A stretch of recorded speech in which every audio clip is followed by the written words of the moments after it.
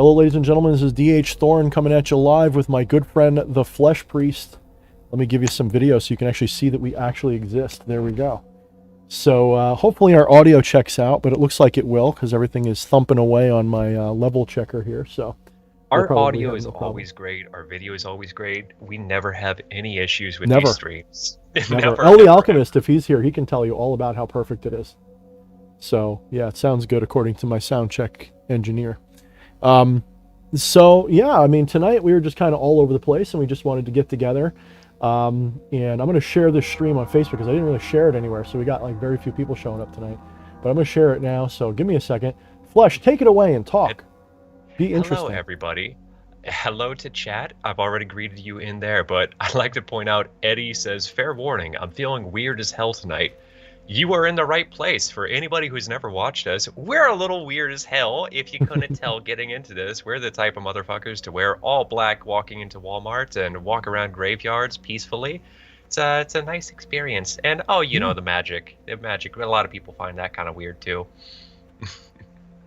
So I wish we would have started the stream a little bit earlier because you were showing off weapons and whatnot, but I guess that's for later in the show, huh? I mean, we could start there. I kind of have not much to. All right, I always have something I could talk about, but I don't have anything really obvious. But maybe we'll let some people filter in first before I jump right into that because it looks like we are kind of low on. Tell your friends, guys. Come on, there's only 16 people watching. That's a new low for us. And warn your enemies. Yeah, warn your enemies at the very least. But yeah, no. So, welcome everybody. We've got Nina the Mystic here helping out. We've got Jimmy P. We've got Ali Al-Hakim. I've never seen that name, and I'm going to mess it up because I'm going to read it too fast. Ali Al-Hakim. There we go. Al-Hakim. There we go. Damian Draco, Eddie Romanov, that guy. We all know that guy. Cult of the Sun is here. Adversarial Self. And I think I got it. Oh, Dark Lord Sparta. What's up? Azarath is here. And Max Avery, the author, the gentleman, the scholar, the angel, what would you call it? Angel diplomat? Yeah, I like that. I'll probably think of something I like more later, but no, let's go with that for now. Angel diplomat. I like that. So I just realized I've got a little thing at the bottom of my screen.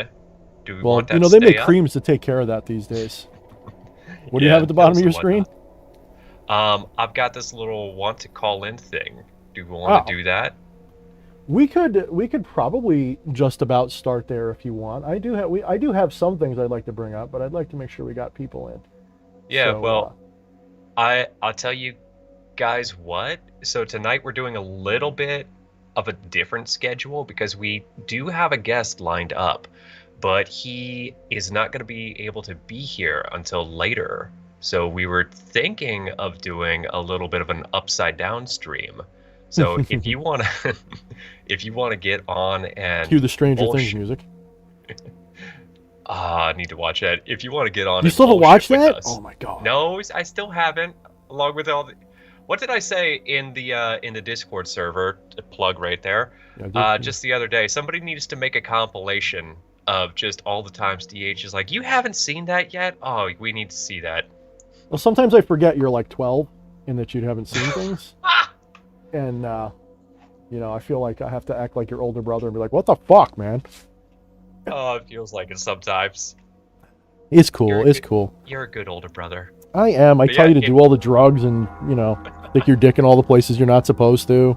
All right, now worship Lucifer. I don't know about this. You'll be fine. But yeah, if you guys want to call in and bullshit with us, we're opening it up early tonight.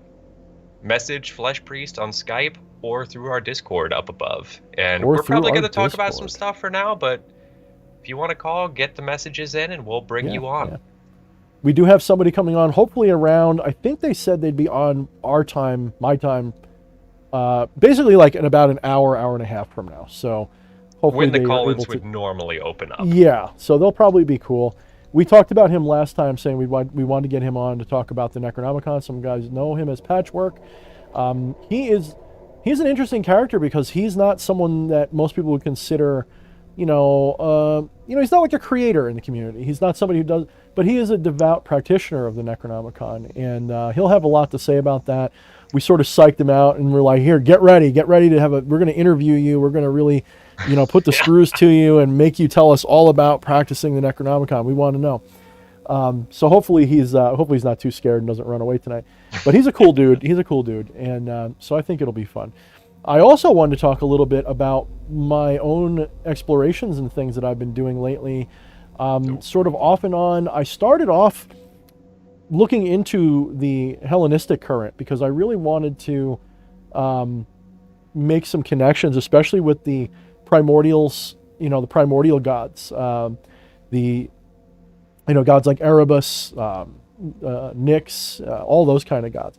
Especially jog my memory. Hellenistic current? Hellenistic is anything to do with like ancient Greece and the Mediterranean type of stuff. Oh, okay.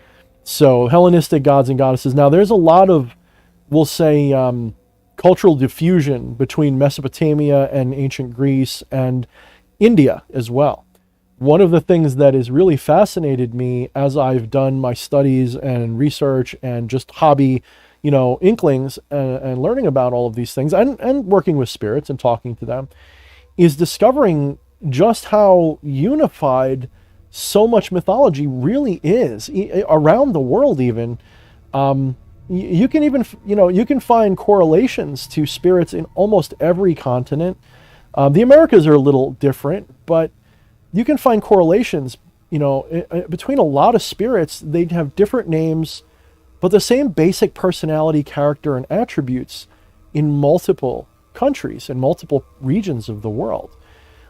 Many of the beings that the Christians call demons are obviously gods, and these gods are often interrelated in ways that are almost confounding at first, because you're going to sit there and you're going to be, if you find a theist, right, somebody who's a theist who worships gods as they're written, they really end up becoming whatchamacallit, like really just deeply embedded in the superstition and religions. Those people will deny all of this. They will argue against all of this. And some people will rightly point out that it is inappropriate to say they're all the same spirit too. And I would agree with that. I don't think that since I have since my whole foundation of spirituality is non-duality, stemming primarily from things like Zen and Advaita Vedanta and things like that.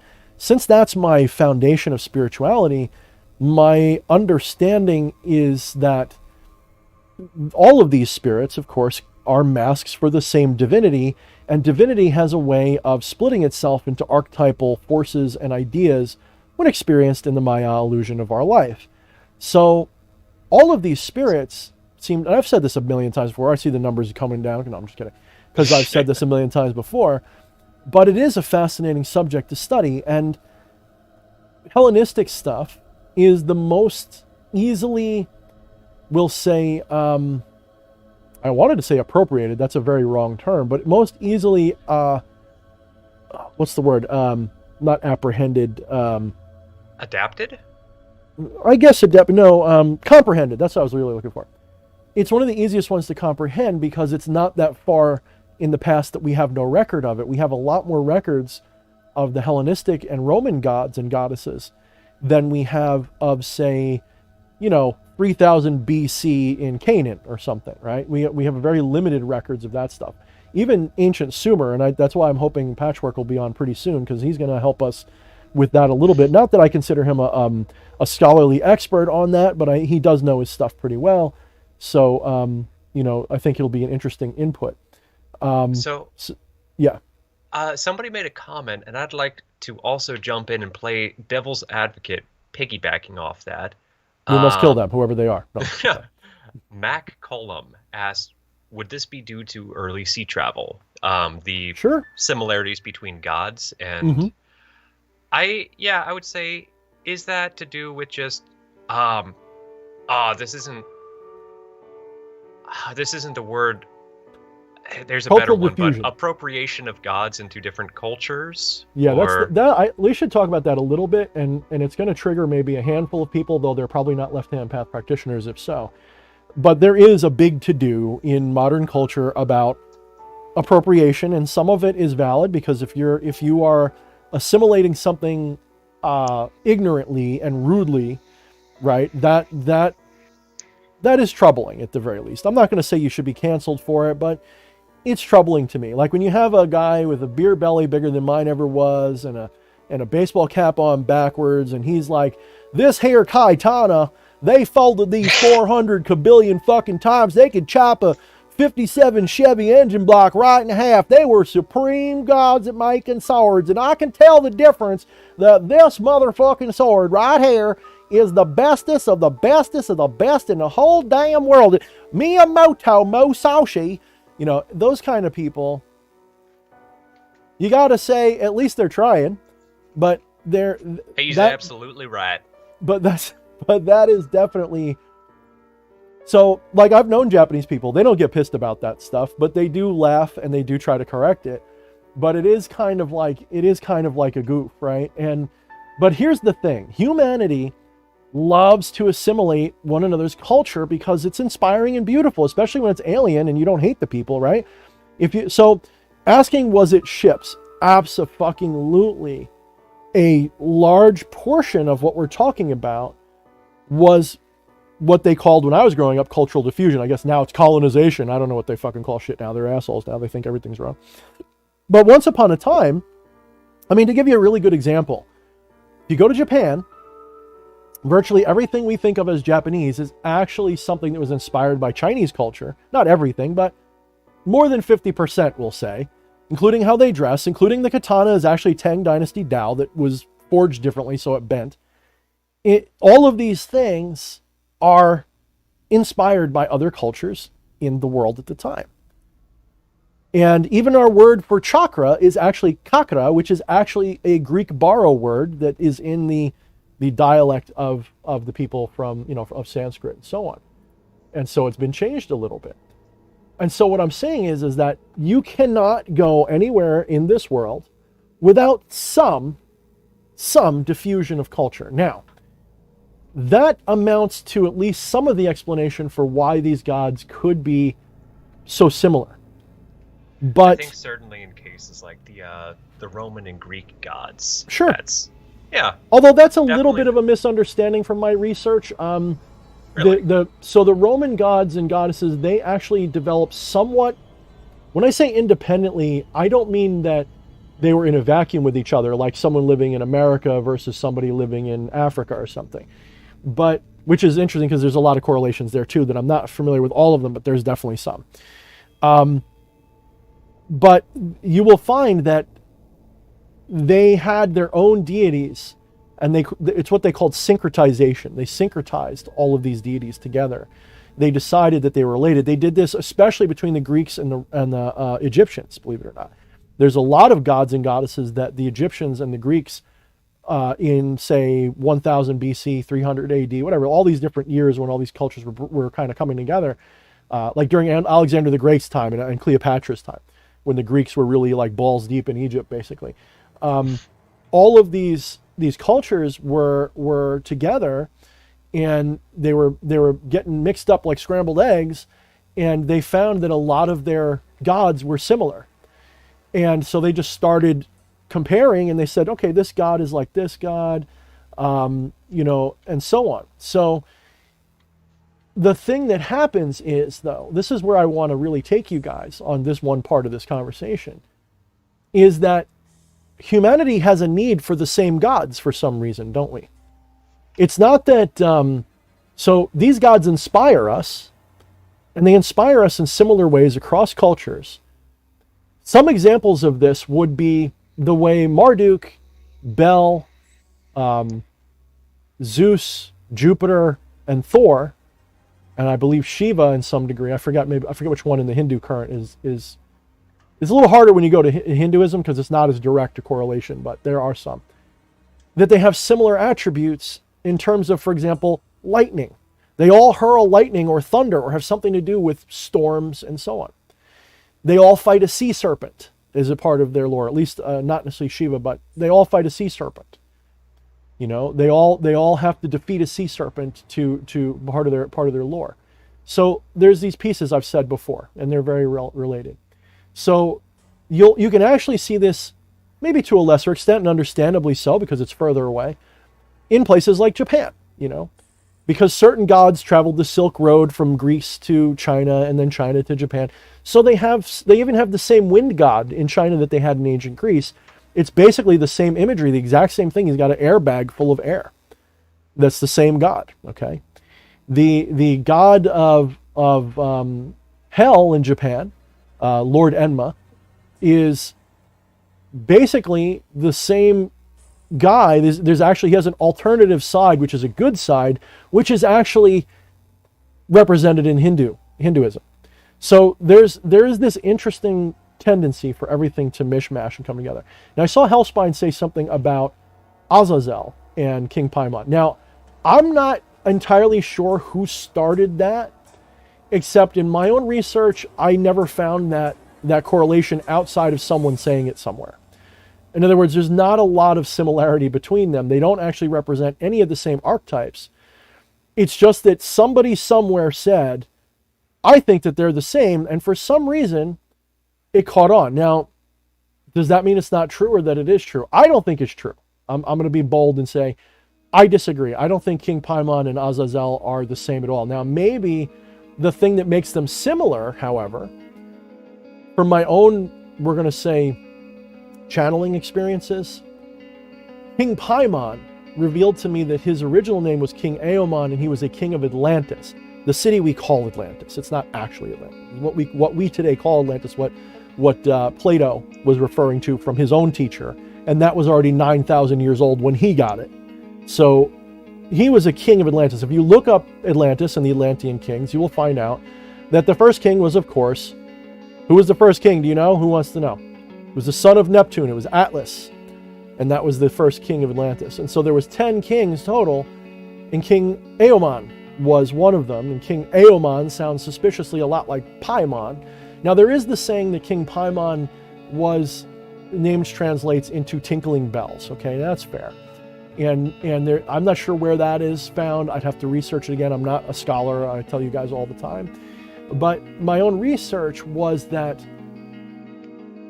the similarities between King Paimon and this Atlantean king would be quite renowned, would be quite big, and his own revelations to me about things, and same things that Azazel showed me, were interesting. So where do they connect?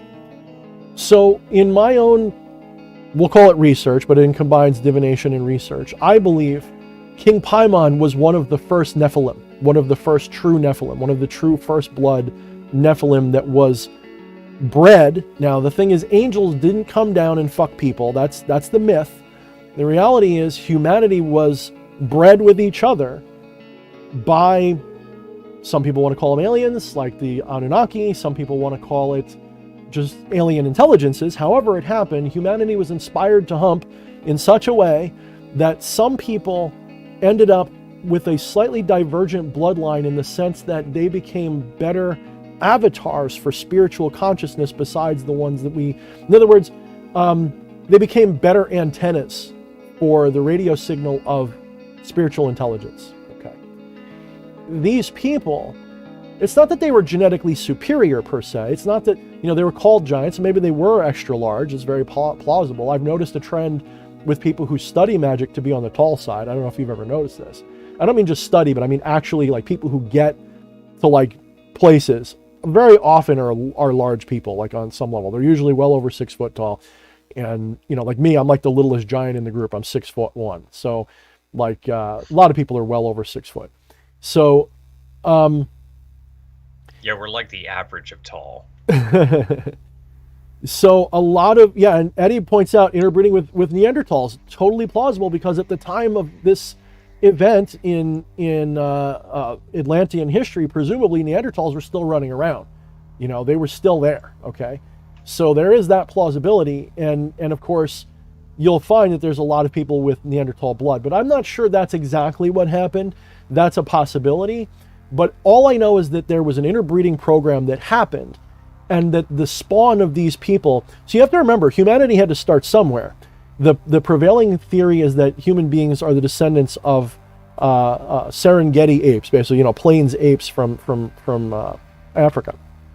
There's an alternative theory which has kind of been thrown in the dustbin of pseudoscience, but it's not that it's wrong, it's just that they don't like it. It's that humanity descended from what were called aquatic ape or amphibious apes. In other words, apes like, if you go to Japan, they have these monkeys that like sitting in hot baths, basically. They sit in these hot spring baths all the time.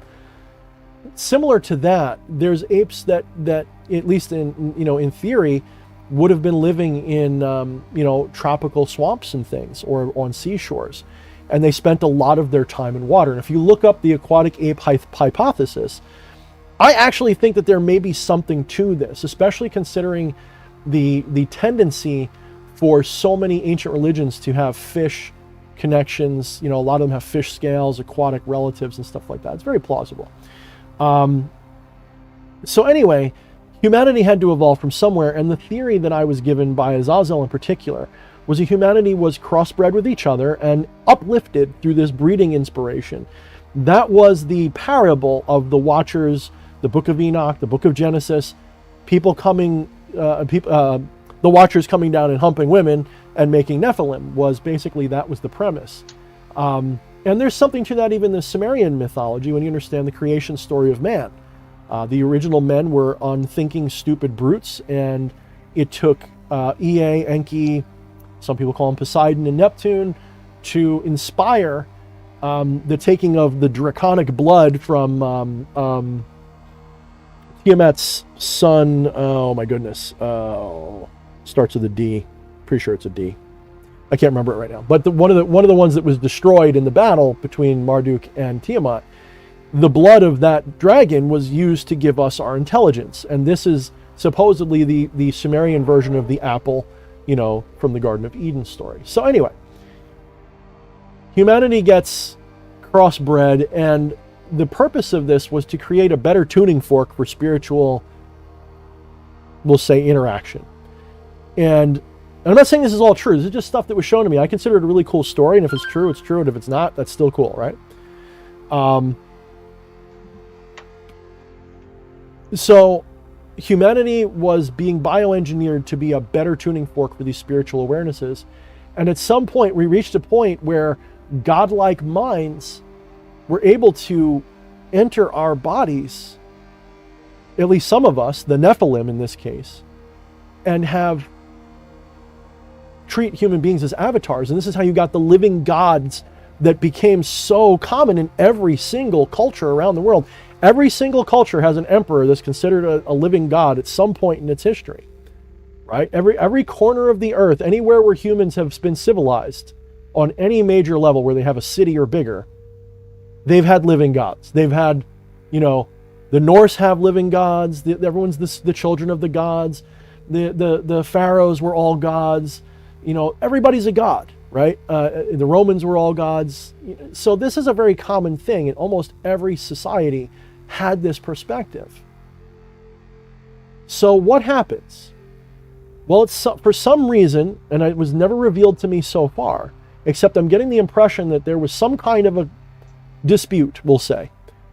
And there was a cataclysm, something to do with the Elder Dryas period, where a comet asteroid, something hits the Earth, causes an ice age, but before it does that, it hits us with a major tidal wave that washes away Atlantis, which is on the west coast of Africa, at the Eye of Africa. If you look at the Eye of Africa, you can find a YouTube channel called Bright Insight.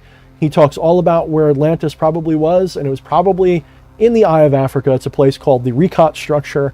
The similarities are almost perfect. It's ridiculous. It's like somebody designed the Recot structure to be Atlantis.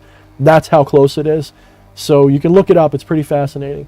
But so the tidal wave spreads halfway across, at the time, a low-level African plain, creates what would have been like a world-ending flood to this civilization, which may have had satellite cities around the world. Who the hell knows? And the survivors of which become the Egyptian and Mesopotamian cultures eventually, and flourish that way. So there's so much there that's interesting. But that's how it's related, is that Atlantis would have been the first or at least the only one we know of. Maybe the first is wrong. Maybe Atlantis was just the greatest of them. But it was the greatest or first or biggest or most advanced city on the earth that was, the throne was held by Nephilim kings. And these kings, if you remember the legend of Atlantis, the first kings were the children of a god, the children of Poseidon. So that would have been Enki, by the way, who others have attributed to be Lucifer in the most archetypal sense. Okay, I know a lot of people call him Venus because Lux 4, Lux Fairy, all the Lucifer is the light bringer, the morning star is Venus. I get that, but if you ask me, Lucifer is nothing like the archetype of traditional Venus or Aphrodite. Nothing like it. It's nothing like that at all. He's actually way more like some kind of a mix between Apollo and Poseidon. Okay, there's way more going on there that's way more like it, but not even that's accurate. So we have to understand that even there we have to remember Lucifer is a created egregore at the end of the day on some level, but that egregore is a reflection of an archetype that is ancient, and that archetype is that of a cosmic rebel, trickster, not a troublemaker per se, but an adversarial cosmic rebel that likes to mix things up and is often seen as the wise, the bright, the great one in that sense.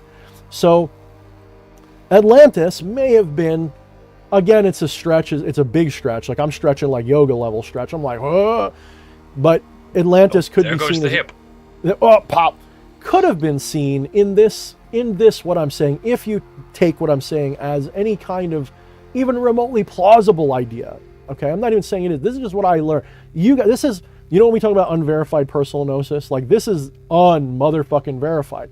However, several other occultists have come to me and in conversation while bringing it up have confirmed that yes, they heard that King Paimon was an Atlantean, well before I ever spoke about it, was an Atlantean king, King Aomon. In fact, there's one other which I've named before, but she doesn't always like me to name her. She's been on our show though. Well, I don't know if you've been there during the show, but yes. So the Atlantean kings were very likely Nephilimic, some might even call them demigods, Nephilimic beings. Now, the problem is, all the things I'm saying to you are superstitious linguistic nonsense. That is to say, when we call them Nephilim, that's just because we don't have a better word for them. When we call them gods, we don't have a better word for them. When we call them demons, we don't have a better word for them. Although we might, but we don't usually use them, right? We tend to use the language we've been handed, and we try to make the best of things. But I've got to tell you that those words will fuck you up if you take them literally. If you say, oh, the kings of Atlantis were Nephilim, that means the Bible says, don't do it that way.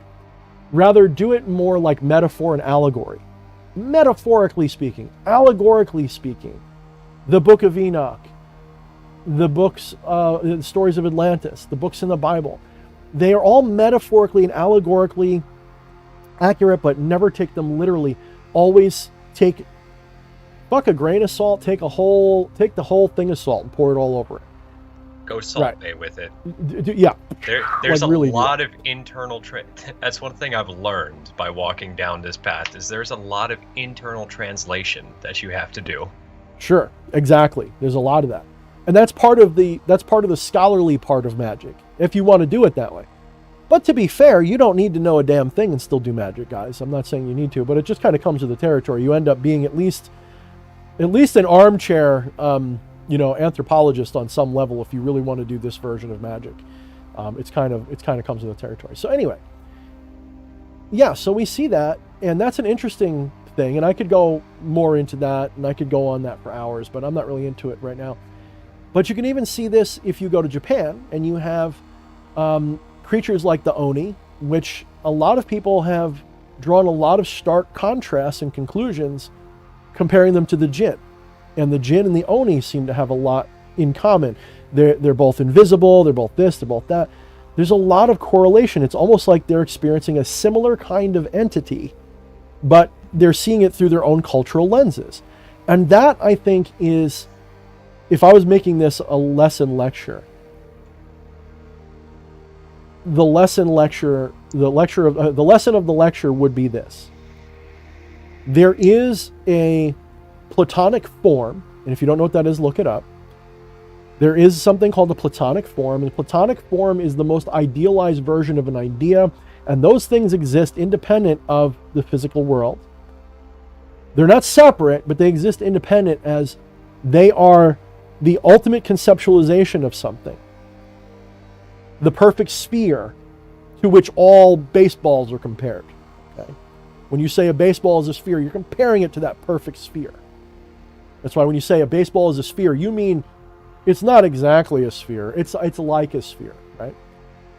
In a similar way, all of these different cultures are seeing the same being, in other words, the same spiritual truth, and then they're seeing it through the lens of their culture and their dogma and their superstitions, and it turns into a story about Oni and Jinn and Nephilim and Atlantean kings and Goetic gods and demons and blah blah blah blah blah. That's where we get into trouble.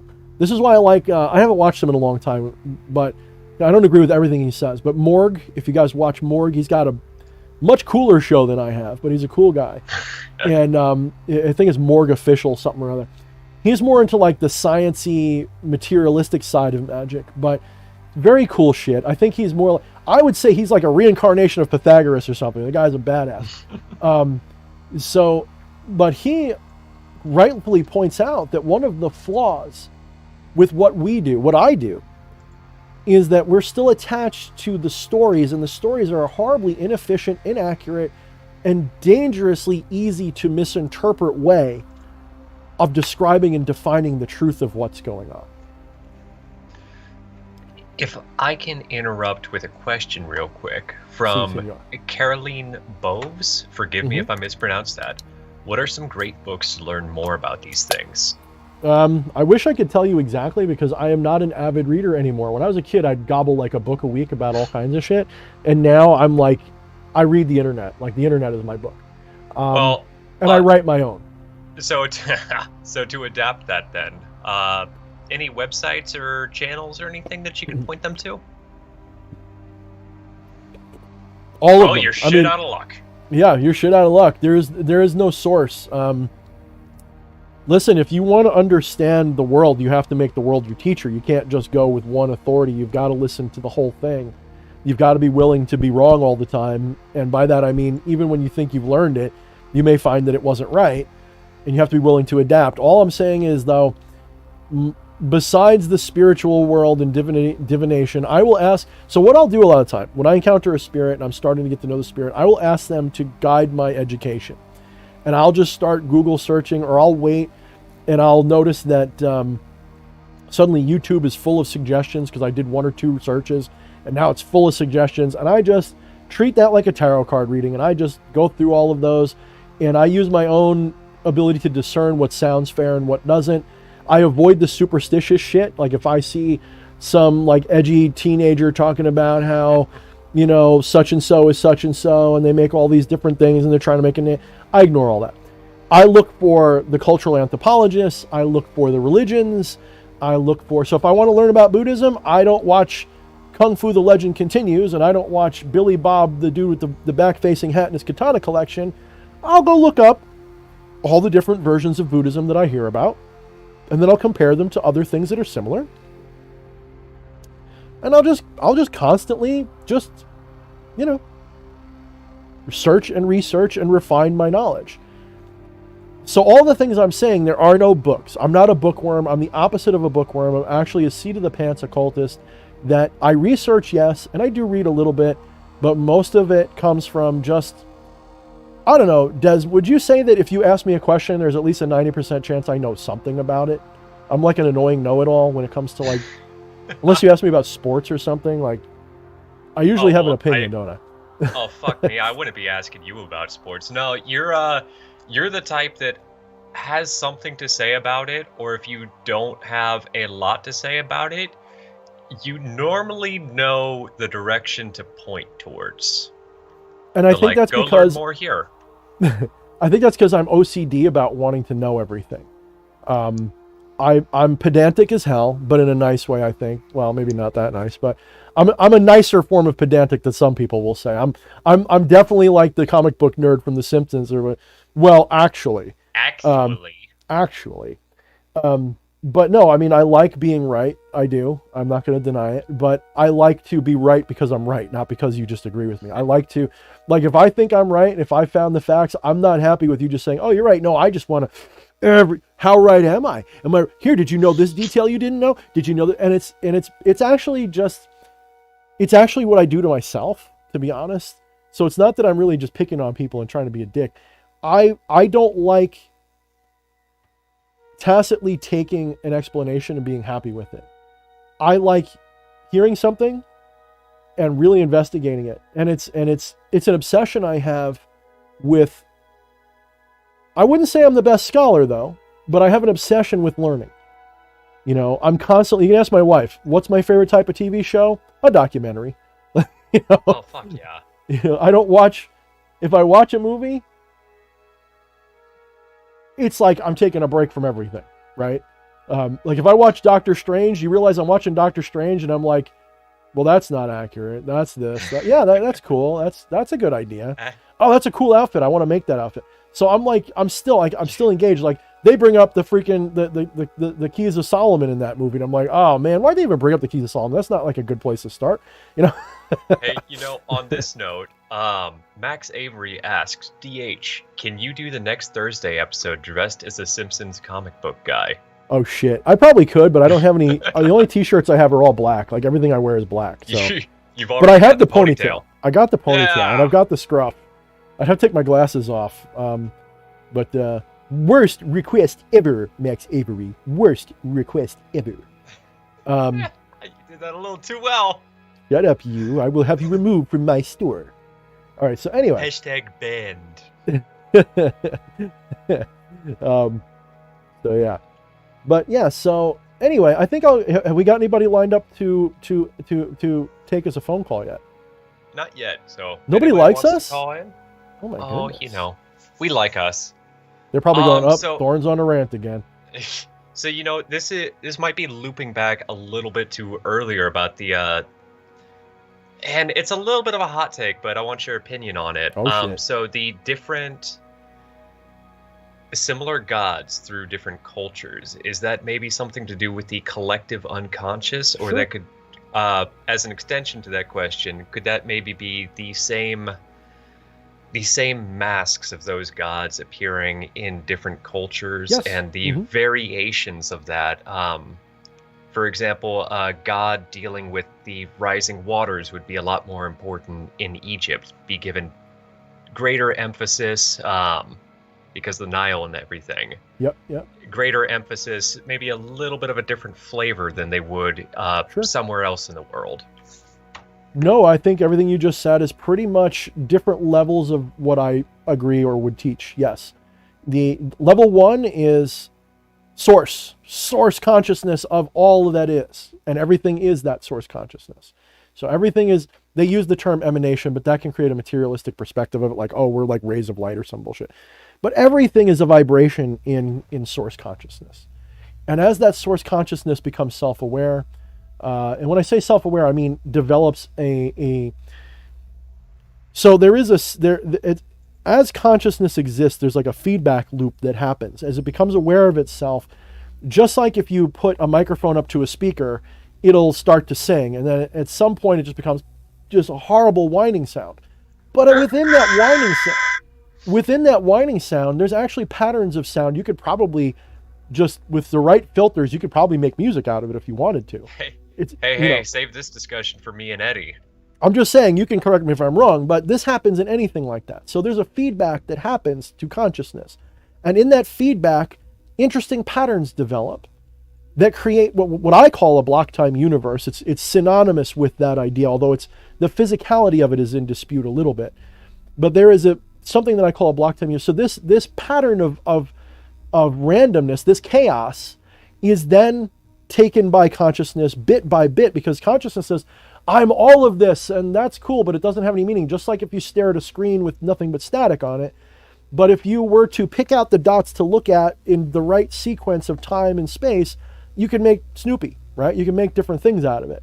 So consciousness creates for itself a keyhole of awareness called the limited mind. And the mind is only as limited as it is in whatever incarnation it is. Sometimes the mind is limited down to that of maybe a subatomic particle. Who knows? You know, I'm saying that even that has a mind or a consciousness of some sort. It's just very primitive and basic. An ant, a dog, a skyscraper, a human being, a god. These minds are not what we are, but they are the tools which consciousness uses to limit its exposure to what is so that it can have an embodied delusion of reality. So it can create for itself this kind of reality that it wants. And this is where people get into trouble, because this is a high mystical idea that's in most Vedantic ideas. Something like this exists on some will call it the Brahman, for example, or the Atman might be another way to describe it in a different level. So this kind of concept is there, okay? You can get religious with it, and that can get you into trouble. So I like to use the direct route. Like, there's a certain way of doing, we'll say, enlightenment studies for what, that's one way to describe it, like Zen and Taoism and Hinduism and all this. You can find enlightenment in all these, but I like to go direct to the English translation, the direct to what it means. What does it actually mean for these things to work together and be true? And I'm getting better at it. I'm still not perfect. Someday I'll get to the point where I can just say a few sentences and people will go, oh, but I'm not there yet. So these gods and beings that we're talking, so that's level one. These gods and beings that we're talking about are, at the same time, why are they always within human conceptualization? That is to say, we think of things as godlike that are very human-centric, aren't they? If you think about it, it's the anthropomorphic principle. Why? And I don't just mean how they look, because if you look, the ancient gods didn't always look human at all. In fact, most ancient cultures think of animals as gods. They don't think of humans as gods. They see animals and see them, and they wouldn't even use the word God, but you get my point. They're not really human-looking in ancient Aboriginal cultures. It's only when things get more civilized that gods tend to look more human. But the things that they represent, the concepts like a rising Nile, like you just said before, is very relevant to an Egyptian. And so therefore an archetype of a rising water, you know, or in the Sumerians' case of fresh water and salt water coming together, and the rains and the storms and fertility and war and all these concepts, these things are human. They exist within the collective consciousness as ideas that are universal to every human being that has ever walked the earth. And the longer we exist in this, and we develop new ones all the time, but once they've been there a long time, just like with anything that human beings interact with a lot, what do they become? They become egregores. It doesn't take long. They become egregoric beings. The more we refer to the moon, not just as a ball in the sky, but as a being, because we can't help ourselves. Human beings like to personify things because it's part of the way we make sense of things. As we personify these archetypes, these egregores form and become what I believe Michael Ford calls a deific mask. He may have gotten that from somewhere else. I call them divine masks or archetypal masks or whatever. These masks form, which are egregoric, and I've got news for you. That's exactly what you are. You are the same thing. I say this in a lot of my conversations. You are no different. The person you think you are, Ishara, is a divine mask. The person you think you are is an egregore that is alive in the egregoric sense, but you are not that God. You are not that mask. You are not that. You are the divinity behind it. You are the consciousness behind that. Really, I shouldn't even say behind that. I say that because it's easier to conceptualize. Consciousness is that mask, but the mask is the waves on the ocean, and you're the ocean itself. So consciousness is the ocean. Ishara is the waves. And I am some guy looking at the ocean going, look at those waves over there. Look at how they're waving. Ignoring the ocean a little bit because I'm not really paying attention to your consciousness. Paying attention to what the consciousness is doing. This is the meaning of the word namaste. When people in those cultures say namaste, they're saying the divinity in me recognizes the divinity in you, which would be my consciousness recognizes your consciousness as divine. So, go ahead. I hear the intake. I hear the... Speaking of Ishara, they have a question. I want you to finish your thought, but I have a question from them. No, I think I'm done. I think that got me where I needed to go. Okay. They were actually asking, let me scroll up to that. Question. I am healing from severe bronchitis and I cannot burn incense. I'm preparing for Shadownomicon work. Will essential oils be okay? So essential oils are fine. I mean, honestly, the whole thing with incense, I'm just reading your private message too, by the way. I'm sort of idiot Okay, casting, cool. which is multitasking. You're multitasking right now. Okay, incense is just another tool. It is not by any means a mystical necessity. Let me ask you this question just to put in perspective what my answer is saying to you. How did the first spiritual communion ever go if they didn't have incense to burn? Since that's obviously an absurd question, because there's obviously a chicken and an egg scenario.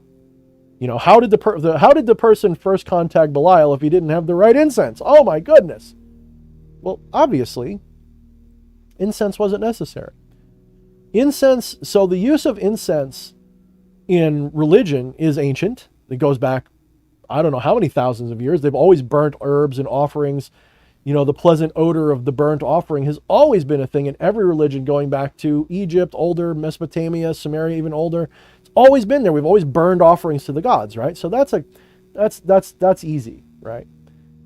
But it wasn't. I did speak of that as purification. But if you watch that video, Ishara, so Ishara says you spoke of incense as purification. If you watch my video about that again, I remind you that the incense is actually not doing anything. The incense is actually a vehicle for your intention in your conscious mind. You're the one that's actually doing it. If you watch that video again, I was very strong to tell you, when you're charging a crystal, what are you charging? You're not actually doing anything to the crystal. You're actually doing something to you got to watch the video to really get the heads or tails of it. But what you're actually charging is your concept of it. You're the one who's charged when you're doing that. That's what's being charged. Okay. I'll double that too, because you know about my little incident a while back. You're burning. That's the thing that always kicks me in the ass, is because ever since then I moved to essential oils with a diffuser and everything. You might be able to see it back there. It's the vape generation. Y'all can't handle your flames. I know. Yeah, just he just vapes it. He's like, here you go, Belial. But yeah, that's the thing that kills me every time, is that there's something about the incense sticks that's really, it's like dumping nitrous in the tank, where it's really easy to connect with that. And I'm aware every time that makes no difference. Like, it's just about me. It's not about what's back there. And it's so much easier for me to connect with that. And I've been working on that, of just like, because it doesn't matter. It's all just here. Yeah. And I don't mean to be short, Ashar, by the way. It's just it was a half hour, 45-minute video, so I don't want to have to rehash the whole thing. But so I hope you understand. I'm not trying to be. I would love to come to one of my classes. We can talk about it. So what I'm saying though is, so what is incense though? What are the uses of it, right? In Victorian times, when people were doing spiritual conversations or whatever, when they're doing their seances and mediumship and all that shit, you would have an operator and you'd have a clairvoyant. You'd have a medium and an operator. And this actually goes back even further than Victoria. You can go back to, Elizabeth. You can go way back, right? You can go back to John Dee, basically. And he wasn't the first one who did it this way. You would have somebody who was the operator who'd perform all the ritual stuff, and then you'd have the one who'd just sit there in trances and do the channeling and all that crap. It was a lot easier for people. And it is easier in some ways, because I found that I like to find ways to take as much of the busy work out of my hands as possible when I do magic, so that I can focus on the energy and the letting go of my consciousness. When I say letting go, I don't mean like becoming unconscious. I mean letting go of so I'm not limiting myself too much. I want to go into a gazing state, for example. So if I'm in a gazing state, it's really hard to do magic in a gazing state, right? It's really hard. When I say that, I mean, it's really hard to do magic ritual. It's really hard to wave a wand around and speak things if you're in a deep gazing state. You can recite chants, of course. You can just be like blah blah blah and be in a gazing state, of course. But to have an intellectual conversation with yourself in a gazing state is kind of tough. So what would happen is you'd have somebody that was literally, so what was the ritual? Well, one way to look at it is it's like a three-dimensional sigil that's taking place in time and space, and that's a cool way to look at it. You're not wrong. But what they're also talking about is you're actually creating an environment in which the clairvoyant person is, and you'll notice that this kind of ritual is more necessary with one kind of magic than others, and I'll get into that in a moment. You're trying to make an atmosphere, an environment where the clairvoyant has as much inspiration, we'll say, to have a magical experience as possible. So the incense reminds their subconscious we're doing something magical and mystical and special and religious and whatever. The candles, of course, are just kind of, they're kind of like your appendix. They're not really necessary. You could use electric lights. It doesn't fucking matter. But there's actually reasons why we use flame instead. I'll get to that maybe another time. But we don't use candles just for lighting, is what I'm getting at. The candles are used for a reason. It's not just because they're lighting. Okay? So all of these things have metaphoric, allegorical reasons for being important, and not the least of which is our own cultural expectations of magic. If I were to show a person sigil magic who really only believes that magic is possible by having a god influence reality, they're going to laugh at your sigils. They're going to say, that's ridiculous. How is a little drawing on a piece of paper going to do anything? Well, the same thing can be said about a candle or some incense or anything else. So what is it that's doing it? It's always you, because you are the subjective center of your reality. You are source consciousness peeking through this little keyhole of self. And so you are ultimately, well, I don't want to get too deep into it because that's a whole nother conversation, but you are ultimately not the one doing it. You are the subject of your story. And so long as you're confusing yourself for the subject and you think that's what you are, you have no control over anything. And if you understand, however, that you're more than that, your understanding is still just that story. It's only when you let go of all of these conceptualizations and just simply be that now you are the true doer. You are the true source at that moment. So my way of magic is to get in touch with that in such a way that I'm not completely abandoning everything, but so that I'm still aware of everything, and I'm getting in tune with that Zen state, we'll say, that very Zen centered awareness where I am fully my consciousness vested in this moment, because I know that consciousness to be the only true God, okay? And that God is me, and that God is you, and that God is the source. So when I'm doing all this, I use whatever paraphernalia, tools, inspirational toys, music, incense, candles, altar tops, crystals, the names of gods, spirits, and demons, the sigils of such. But I don't make the superstitious mistake of believing that there is, I got to be careful here because I can contradict myself a little bit, because what I'm about to say is not 100%. Isn't life built on contradictions? Yes, it is. Every word is. When I say that there's no heaven or hell, I don't mean that there isn't a astral realm that's heaven or hell-like or whatever, that they don't exist for you. What I'm saying is there is no place called hell. That is not it's not a place. It is a non-place. It is a collective conscious entity. It is a form. And you can go there in your astral travels, right? But I'm aware of the fact that these things are happening on an internal level. When I say internal, I mean everything's internal if you think about it. And therefore everything external is internal. Everything internal is also external. When I look at this side of my hand, that side of the hand is looking at me. And we're looking at each other, and we're both having the experience of each other at the same time. But my version of the hand looks like that, and that's what it is. Don't do that. That's bad for your shoulder. Just kidding. My body is a temple, ancient and crumbling. And Carolyn says, for the most powerful magical results I've ever gotten, I have done no ritual or petition at all. And that's absolutely true. So why do we do it? Well, there's ritual magic, even something as simple as putting somebody's picture in a jar with nails and piss and stuff and throwing it in a river. Okay, all of that is what I call the best allegory or metaphor I can give you is that is spiritual ex-lax. That is a way, because usually if you need to do magical ritual, you are spiritually bound up. And when I say spiritually bound up, I don't mean that there's ectoplasmic goo from the gods that's trying to get through you, and I don't mean that there's an energy blockage in like your capacitors are off in your circuit board. What I mean is that you have in your collective, your part of your section of the collective consciousness has a psychic blockage that you won't go there. You're not letting the energy go. You're not letting the intention go. You're not letting the physical action that you need to take happen. All of this holistic stuff is not happening. And magic is a holistic art, by the way. Don't you dare ever forget that. Magic is a holistic art form. It's mind, body, and spirit. That's what the Trinity of Self is really about. It's a holistic art form that involves all three of the Trinity, the tripartite soul, if you will. It requires all of those things to be firing together in the same direction for you to get results. So,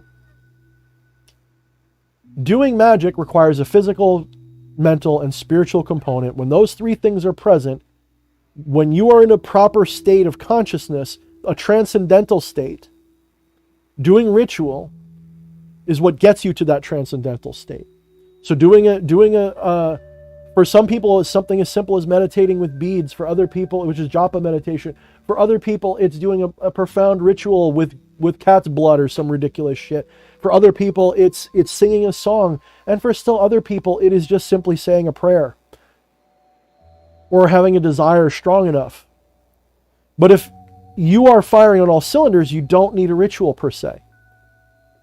So what is a ritual? A ritual is really, the right way to think of a ritual is a ritualized colon cleanse for your spirit. You're having a blockage.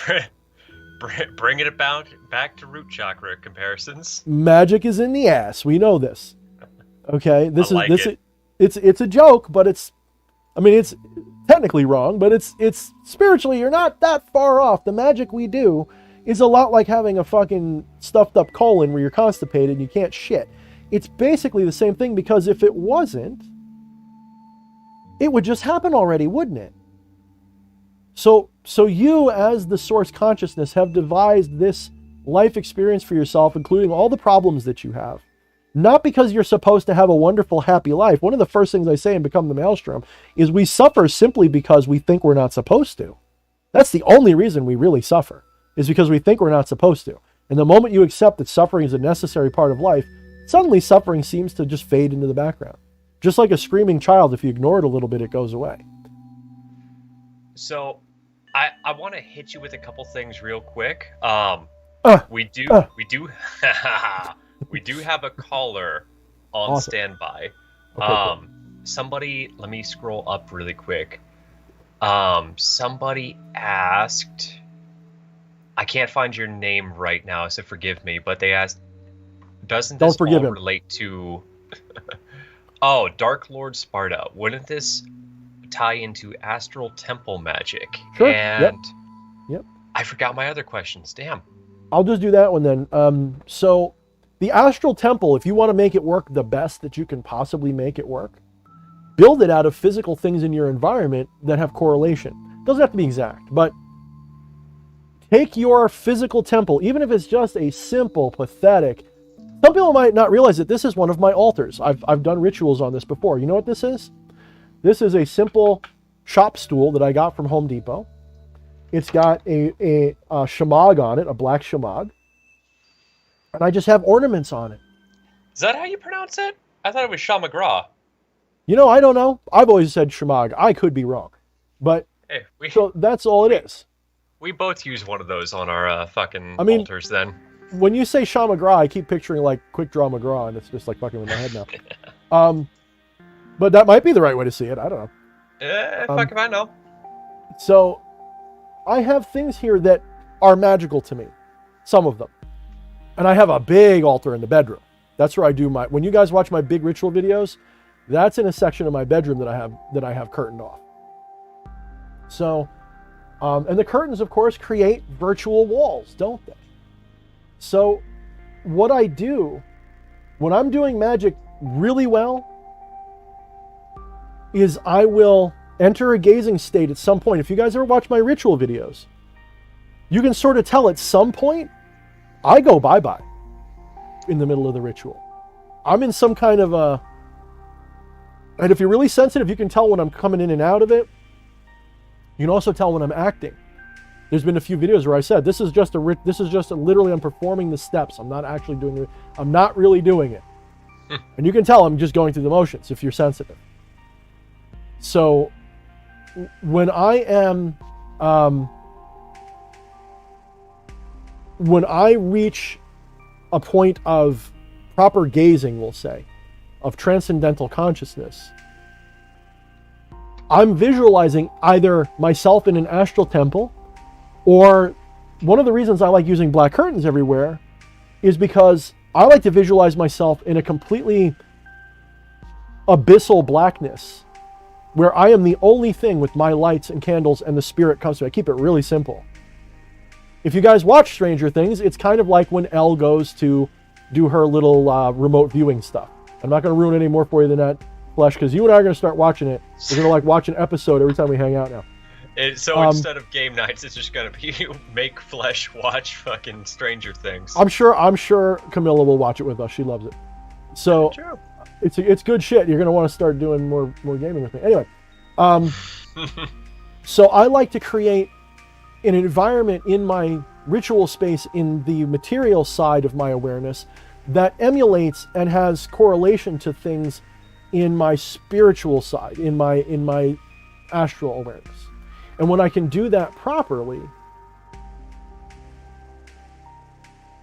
then I have a feeling that my ritual was successful. Even if I don't get exactly what I declared, I know that I released that colon blockage. The energy is now flowing through me. I'm taking the actions I should have been taking. I'm thinking the thoughts I should have been thinking. I'm no longer resisting the flow of reality. And sometimes that means that I accept failure. Like with some of my recent workings with Belial, where he taught me a lesson rather than giving me what I asked for. Yeah, you know, in a way, he gave me exactly what I really wanted, which was independence from that problem, not actually solving it. So there you go. It doesn't have to be a big complicated, you don't have to visualize. Don't think that your astral temple is by itself. If you think that, you're riding a tricycle with one wheel or two wheels, because you're not actually seeing reality as it is. Reality is a perfect, like we like to think, because we're stupid, most modern occultists are dumb. Most modern people who do magic are stupid. They believe that there is a spirit world and a physical world, and they're not the same thing. They're the same exact fucking thing. There's zero distance between them. They are perfectly matched. It's just that we as human beings, because we have, as our consciousness has decided to focus on the physical side, we have decided that the physical and the spiritual are separate somehow, but overlaid on top of each other. That's not true, though.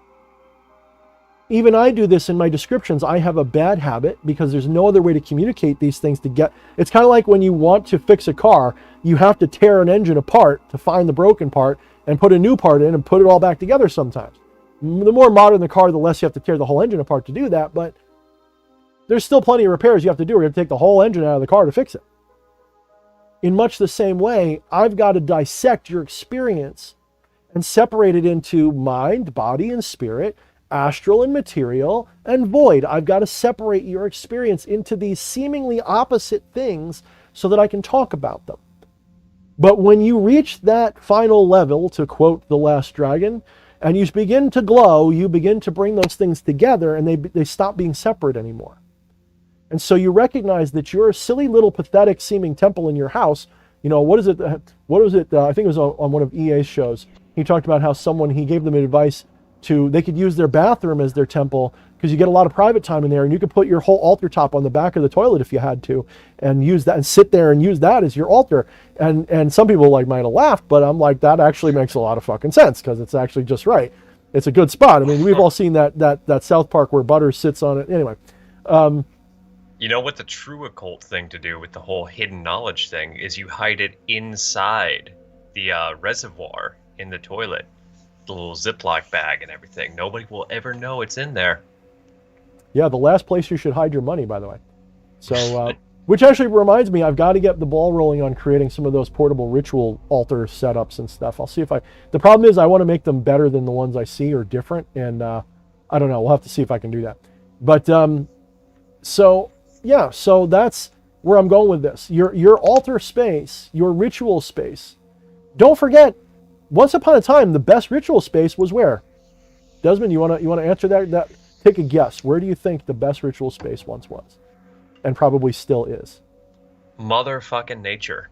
Well, now here's the other side of that coin. You're still in Mother Nature right now, even if you're in the middle of a cast iron, stainless steel spaceship flying around the Earth. That's still Mother Nature, because that's still natural stuff.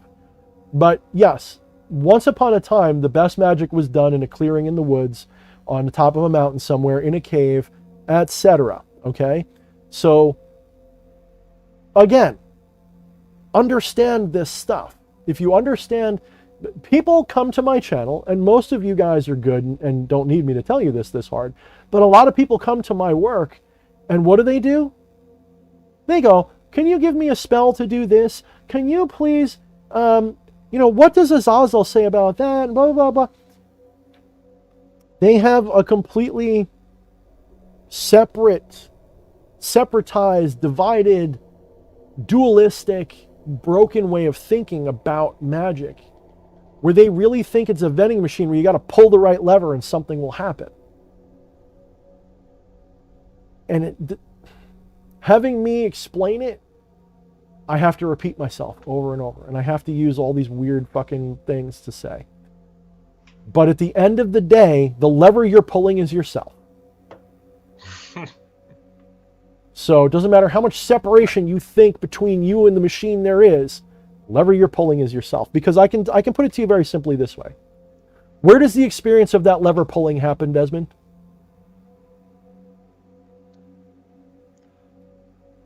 I'm sorry, my mind is too in the gutter for this question. Okay, we'll say the dial turning, the nipple twist. Let's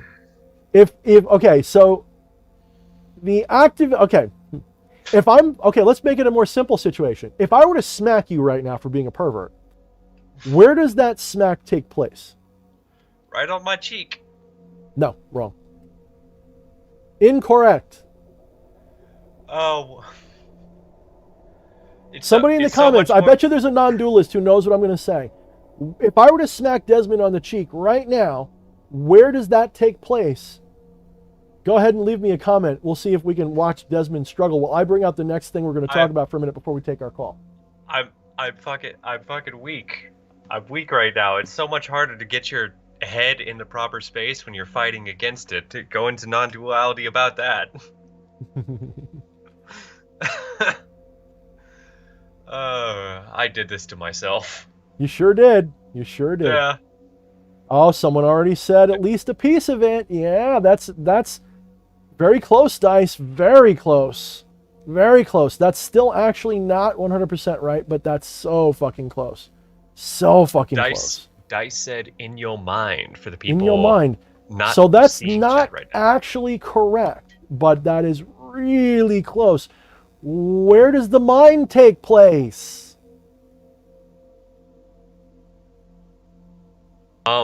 Crowley said the butt. No, it's not the butt. It's not the 400. No, it's not the butt. Ah, damn.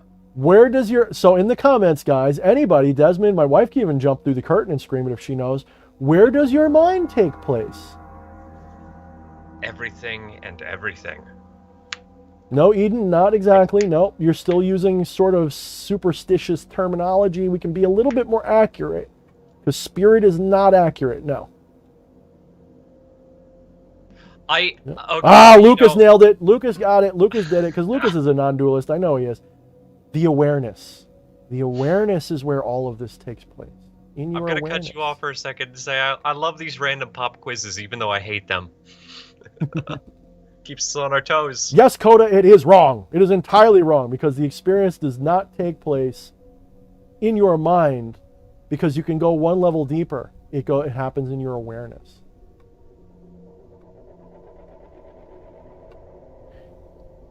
Coda, there is no place where this takes place, because those places exist only in your awareness. Your idea of place itself is an awareness. Have you ever been over there right now? No. Over there is always an idea. And that idea is something you experience in your mind, and your mind is experienced in your awareness. The actual place does not exist. It is always something imagined. Now, when I say it doesn't exist, that doesn't mean that if I were to take this beautiful new thing that I've created and utterly just demolish Desmond's head, that it wouldn't hurt him. It simply means that the conceptualization of what this is an illusion. What this is defies words. There is nothing you could say that is this. That's the meaning of, well, it's one of the ways of using via negativa neti neti. You have to separate your silly little ideas. It's the only form of separation allowed in this system, is to separate your ideas from the reality a little bit. To conceptually understand that the very act of deciding that there's a here and there creates a false sense of separation that does not exist. That there is something and a nothing is a false sense of separation. That there is a you and me is a false sense of separation. Every single thing you have ever fucking experienced, and I challenge any of you to counter this, where does it take place outside of your awareness? It doesn't. The brain takes place inside its own awareness, would be what a scientist would say. A non-dualist, a Vedantist, would simply say the brain takes place within awareness, period. It is the egregore of itself. Yeah, very good. One way to look at it anyway. We have a super chat from Jay Sauber. Did not have anything to say, but super chatted us anyways. We fucking appreciate you. I appreciate you, brother. He's a good man. Now this flies right in the face of many things. Of many things. This is why all organized religions tend to tone this down. And there's ones that try maybe to be a little nicer about it, and they're kind of leading you with stories and metaphors here. If you really look, oh, that's okay, Coda. And don't forget, I'm limited to just seeing what you say. So if I say no, you're wrong, I'm sort of just playing with your words too. So I understand if I misread you. So Coda says, I was actually saying, as I think what he's trying to say, there is no true place, that all planes of being are layered within each other. I mean, again, you're still creating places though. The moment you start dividing is the moment you start destroying, and actually destroying what it really is. If you want to know it for what it really is, stop doing that. Just simply let it be what it is. And step one is to just become totally in tune with what your body is experiencing. We talked about this. Tatum, did we not talk about this a lot on the last lesson class that we did, Tatum? I think we did. If Tatum's still here, she will say, yes, we talked about feeling, and feeling is so important. Opening your awareness to everything that you're feeling is still a separated thing, but it takes you one step closer to that source consciousness that you are, because you're stopped conceptualizing and you just let it be a feeling. Then you recognize, well, wait a minute, where's that feeling happening? What is that feeling? What is feeling that feeling? What is that? Ah! And you go further and further in, and you start being more and more unable to define, describe, or even separate it. At some point, it just becomes awareness itself. And when you have that moment, you recognize that all the divisions, all of the separations are decisions that your mind has made. Even your idea that your mind is separate from consciousness is a decision you've made. So when someone said it's all in your mind, when I say you're wrong, technically you're also right. It's just that, it's just like if I said that I'm holding this, my hand is holding it, but am I not my hand? So is it fair to say that my hand is doing it all? No, I have to admit, I'm holding this. I, me, it, the source is holding this. Now, if I really want to be anal about it, I'd say I'm not just holding it, I'm always holding it. No matter what I'm doing, I'm always holding it. There's just a longer delay between when I grip it, right? So just like there's a Zen saying, you never stop clapping, it just takes longer between some of the claps. Constant tempo shifts. Yeah, basically. So Ishara Nocturnal Alice says, oh, thank you for the $6. Thank you. She says, thank you for your videos and teaching. You're welcome, Ishara. And my teachings are not my teachings. They're literally just me regurgitating the same wisdoms I've heard my whole life that I recognize as wisdom because I already believe them. So anyway, let's talk about this and we'll go to our caller because I think Patch is probably coming on soon, right? So for some of you who follow me on Facebook, you know that one of my new, we'll see how far I go with it, but I have started exploring the Oni of Japan a little bit more. And specifically, I'm reaching out to Shuten Doji. And Shuten Doji is the king of the Oni. And pretty soon I'll be doing a ritual. But I'm also creating this for myself as an offering to myself and to Shuten Doji. Like, going to be kind of like, here, this is for you, but it's in your honor. I'm going to put his kanji all over it probably. And maybe I'll drench it with some... hey, Flesh, if I seal this properly and then like drench it in sake or something, would that damage it? Probably not, right? That shouldn't rip the finish off, right? Even if it's oil. Hold on. Can you repeat that? I think I just had some major That's okay. internet connectivity issues. Where did I lose you? You were asking me if you did something to that, what would happen? Okay, so Shuten Doji specifically means the little drunkard, and the story of Shuten Doji is he was a young boy who in some stories was the son of a demon or a son of a monster or something like that. And when he was born, he came out human, but he was super strong, super smart, but he was a bit of a bastard, right? And he just became worse and worse as he got older. He misbehaved. He was a little demon child, as people would call him.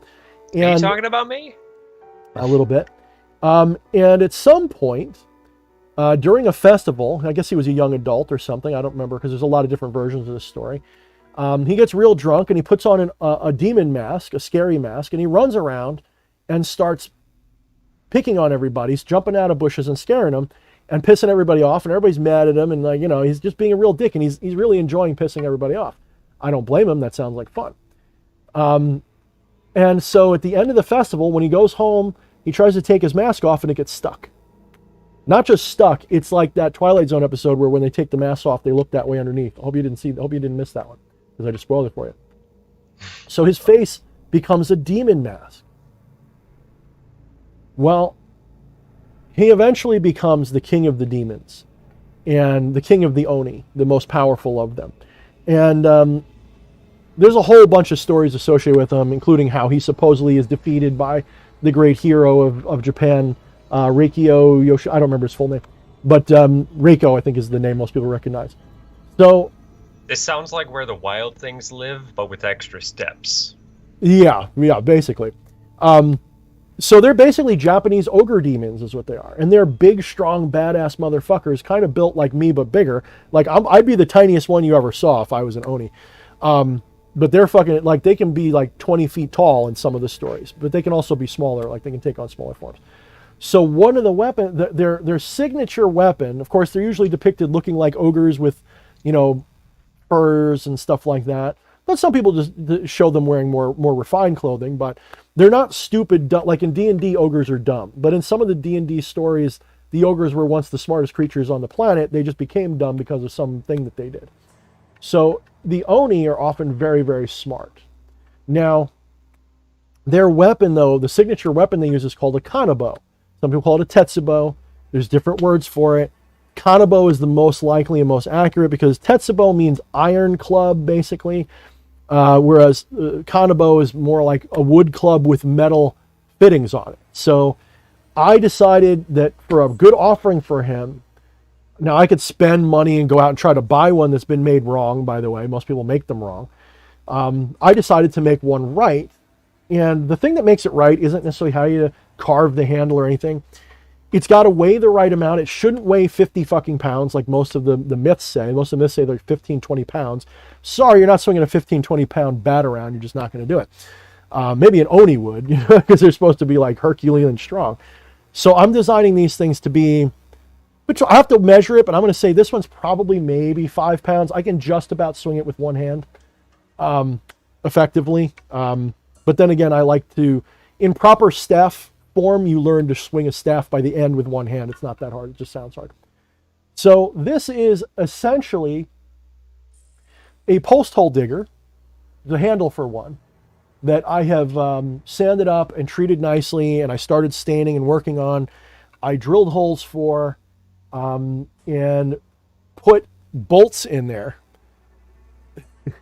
So these are like 14, number 14 bolts that are like 3/4 inch long. They're never coming out of there. You got the fucking Negan back going on. Yeah. So as someone said, this wouldn't just like, you know what I said when I first started putting I put like, I don't know, maybe 10 of the bolts in it. And my first thought that came to my mind was, if I hit somebody with this, I would go to every jail in America. They'd put me on a tour, and just every jail I'd have to go to at least once. Because this thing is just, even if you're self-defense, this is just fucking wrong, dude. You hit somebody with this, I pity the motherfucker who breaks into my house while I got this fucking thing in my hand. Because I'm sorry, like this is just right. It's a little on the heavy side, but this is just right, man. You're done. You better have a gun. Like, I would actually, in a zombie apocalypse, this right here would be this would be my favorite melee weapon. Right here would be this. So I'm going to be doing more to this. This is my prototype model that I'm probably going to finish up and make my offering to Shuten Doji. And I'm going to make a bunch more of these now that this one came out so well already. So I'm going to make more of these and put them on Etsy. I'll have to figure out how much it's going to cost, because it takes actually a lot of hours to do this, believe it or not, even though there is some finishing I have to do to the wood, even though it's mostly the right shape when I buy it off the shelf. I have to do things to it to finish it. I have to sand it up. I have to stain it. I have to finish the wood. I have to line all the holes up, drill them all out, buy all this stuff. So I don't know, probably like 150, 200 if I do sell them, but I think people would want them. I think it's cool. I'm just going to forget magic anymore. I'm just going to start making weapons now. What do you guys think? Maybe I'll just stop doing magic and just sell weapons. Is that part of the stream, the weapon part? My bad. Eddie says DH is going to be cruising Coney Island with beer bottles on his fingers. Fuck yeah, man. Oh, yes. Come out and play, Yeah, so it's not. Sorry, Pale Horse. I get that reference. Sorry, Pale Horse. I'm not saying vagina or yoni or ass or whatever the hell you're saying. It's Onai, O-N-I. But so look up Shuten Doji. I will very likely be having a Demon in Review video very soon for him once I start doing my work with him. So looks like Flesh Priest has to use the urinarium or something because he's bringing up the Flesh Priest. Will be right back. What about our caller? You want to do them as soon as they come back? Okay, well, hold on. Let me just bring myself back on camera for a second. How do you want to do that? I do have a caller waiting, but also this is about the time that we said we'd bring our guest on. So we'll do the caller first, and if they, okay. And then at some point, especially if they're new, we'll let them have the floor for a few minutes, and then maybe they can talk to Patchwork too if they want. So we can maybe have them on for like 5 minutes with Patchwork on too. Okay, it will be weird because the caller is on Discord and Patchwork is on Skype. Oh, so we'll do them separate then. We'll do them separate. We'll do Discord first, then we'll bring over. Then we'll get rid of them because they need to get with the times with the Skype. I'm kidding. Yeah, I'm also making bow staff type of things, guys. For those of you who are interested, I will be making and selling ritual staffs too. Be right back. So shut up, Fleshy. You get out of here. So yeah, so similar vein. This is one I started working on. I've got to decorate it. This is a staff that I started making, so it's perfect. I love it. All my old staves are pretty much trash. I'm gonna make this my new hotness, with the exception of this guy, which will never stop being used. So anyway, let me go to some comments, because now that Flesh Priest is gone, I have no idea what to talk about. What am I going to talk about, guys? You guys wore me out. Eden Garden says, maybe seeing you in the next Kill Bill as a weapon master. I don't know. I don't see me as a... I don't know about that, because I do like crafting things. I'm definitely, that's probably one of the reasons why President Malphus came to me. He's definitely an ally of artisans and likes to bring artisans together. And I do a lot of artisanry in my life, but it's not exact, no. Cole Smith, haven't seen you in a while. What's up, Cole? If these beings are mostly archetypes, how can they help us out so much? I get that they can. That is not what I'm asking. I'm asking how. How I see it, they are mostly psychological. Yeah. So why do you think not everybody needs a religion with gods in it to be happy and functional and successful in life? It's the same thing. Some people, so spiritual beings like demons or gods, they are actually excuses for a person who maybe doesn't have a good model for what the right actions or behavior or actions are like. That's one way. This is what we call theurgy. When we practice theurgy, we are looking at a being and saying, I want to have the attributes that that being is most known for. All of the best demon magic, whether you're working with the Goetia or otherwise, that's really what you're ultimately trying to do. You're actually trying to bring in that spirit's capabilities into your life on some level. You're trying to be more like that spirit. That's what theurgy is. So, even for someone who is rather enlightened, we'll say, being of course a silly term. I don't love the term enlightened because it tends to miss the point completely. But someone who pursues a path of enlightenment, there's still a need for some people to have deity forms to work with. This is why the Buddhists are proud to say, not just proud, they're very famous for saying, there are Buddhist ways for Buddhists and other ways for people who aren't Buddhists, but they all lead to the same eventual landing on attainment of this awareness of self, of truth. So for Christians, this is why I say, for example, I am not right-hand path at all. I have a lot of negative things to say about the right-hand path. But I would also say that the left-hand path is just one way. People on the right-hand path can find the exact same truth by failing over and over and over again to find themselves. You know, by trying to join with something bigger than them, eventually they're going to run out of things bigger to join with and they find themselves. You know, every time the right-hand pather says, I worship this God and I want to be that God. I want that God to be my daddy and blah, blah, blah, blah, blah. Well, they get stuck. They get stuck. So why do we need gods in magic? We don't. Not even a little bit. There are a lot of different magical types that don't touch spiritual archetypes in magic at all. Again, chaos magic sort of being an example, because chaos magicians do use deities too, but they see deities as something that's psychological more. So you're not wrong. When we say psychological, let's get the word just out of the front of it and not see it as just psychological. Once upon a time, the wisest people in the world understood that psychology and spirituality were like this. They were basically the same thing. So how they differ, they do differ, but they're so closely interconnected, even in my book. This is why if you listen to me long enough, you're going to find that a lot of what I talk about is psychologically oriented. The shadow people are ultimately expressions of part of our collective conscious, which we're not aware of, our shadow consciousness, both on an individual and collective level. So Flesh is back, and he has that look of like, Thorne, you're talking too much. Let's get the caller on. And I'm going to say yes. Are they still there? Caller, are you ready on Discord?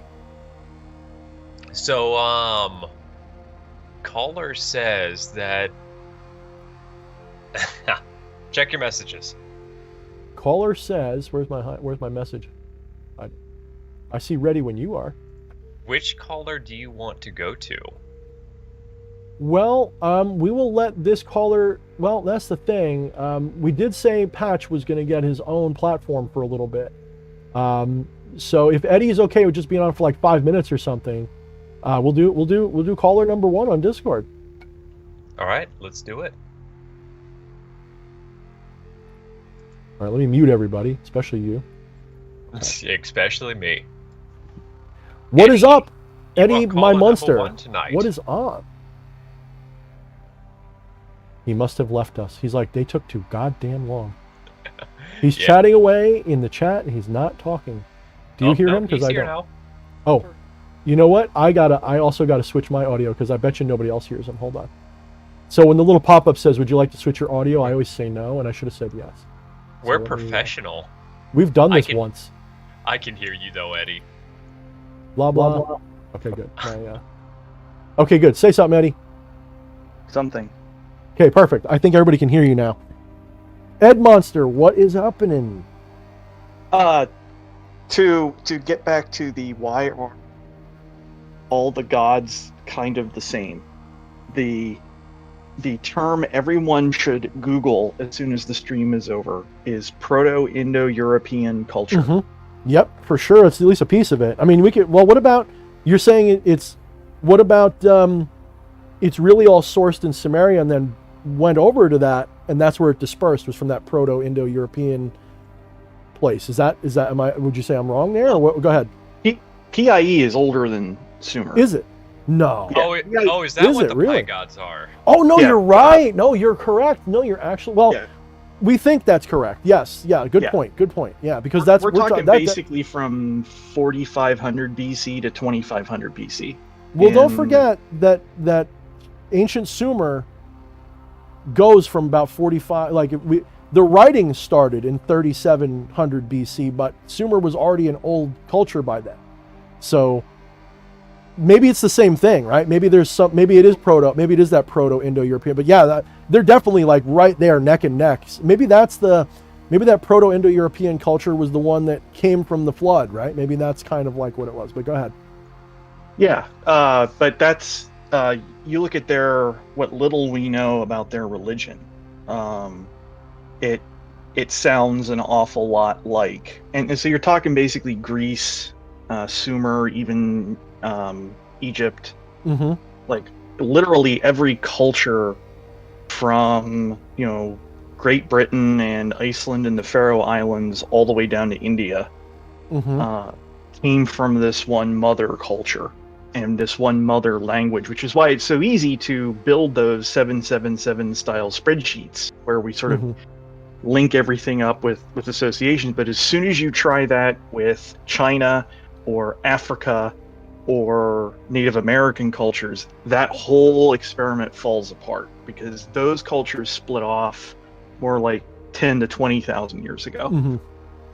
Now the only thing I would cross swords about is yes, where everything's 7 planets, 7 this, all the sevens that happen. Very true, but I would say that the archetypes behind it though are still universal with every culture. Just like a sad song is always sad in every culture, no matter where you go. Like everybody knows that "In the Arms of the Angels" is a sad song, pretty much. if you go to Africa somewhere where they don't speak English, they can still go, "That sounds sad to me." So I think that yes, I think what has followed, like the thing that has actually been transmitted, has been the individual linguistic, cultural metaphors. But the archetypes behind them, of course, like this is like, Joseph Campbell type stuff. Like the things behind the religions are universal, right?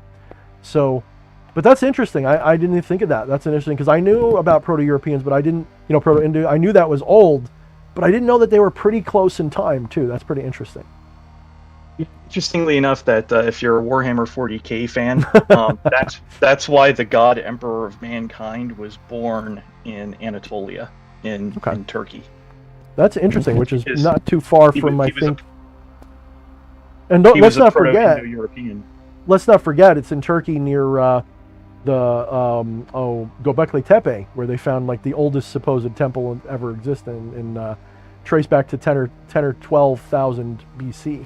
So yes, and the hypothesis that gives us the Proto-Indo-Europeans is called the Kurgan hypothesis, hence the Kurgan and Highlander. True, good one. I did not know that. See, I love nerdy people. Aren't nerdy people good? That is a good cat. I didn't know that. My neighbor was a linguist who's a scholar of Proto-Indo-European. So linguists are cool. Is he cunning? They are. He speaks. Yes, he's also Mormon, which is weird because I asked him about like the whole Mormon linguistic argument, and he's just like, no. So are Mormons cunning linguists then? Yes. Mormons are cunning linguists. Hey, did you know this, Flash? I'm the one on this show who's supposed to have their mind in the gutter. Don't start bringing up linguists who are cunning. That reminds me, I'm going to do a callback to when I called back in the last time, and we're going to review the 3 points because we now have a third one. First one, magic is stored in the butt. Second, balls deep in Maya. Third, pull your own lever. I love it. I love it. My wife just the other day said we should create a channel. Originally it was going to be called Thornisms or Danisms. We should just call it Isms.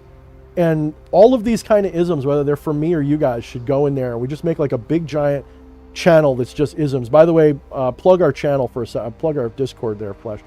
For anybody who wants to experience the DH Thorne Left Hand Path Thursday night live streams, but on a more regular basis to connect with hot left-hand practitioners in your area, go to this sexy URL just above my head,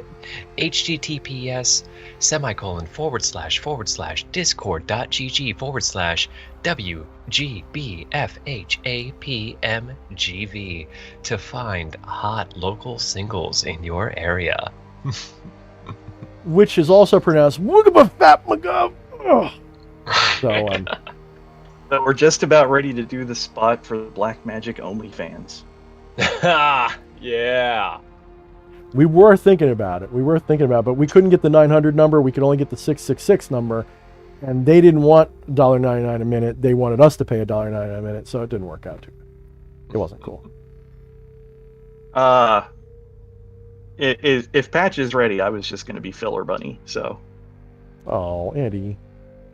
what was the? I had something in my brain, but I just suffered Was it about? cerebrocrinial Was it vapor about? lock. Was it about Oni War Clubs by any chance?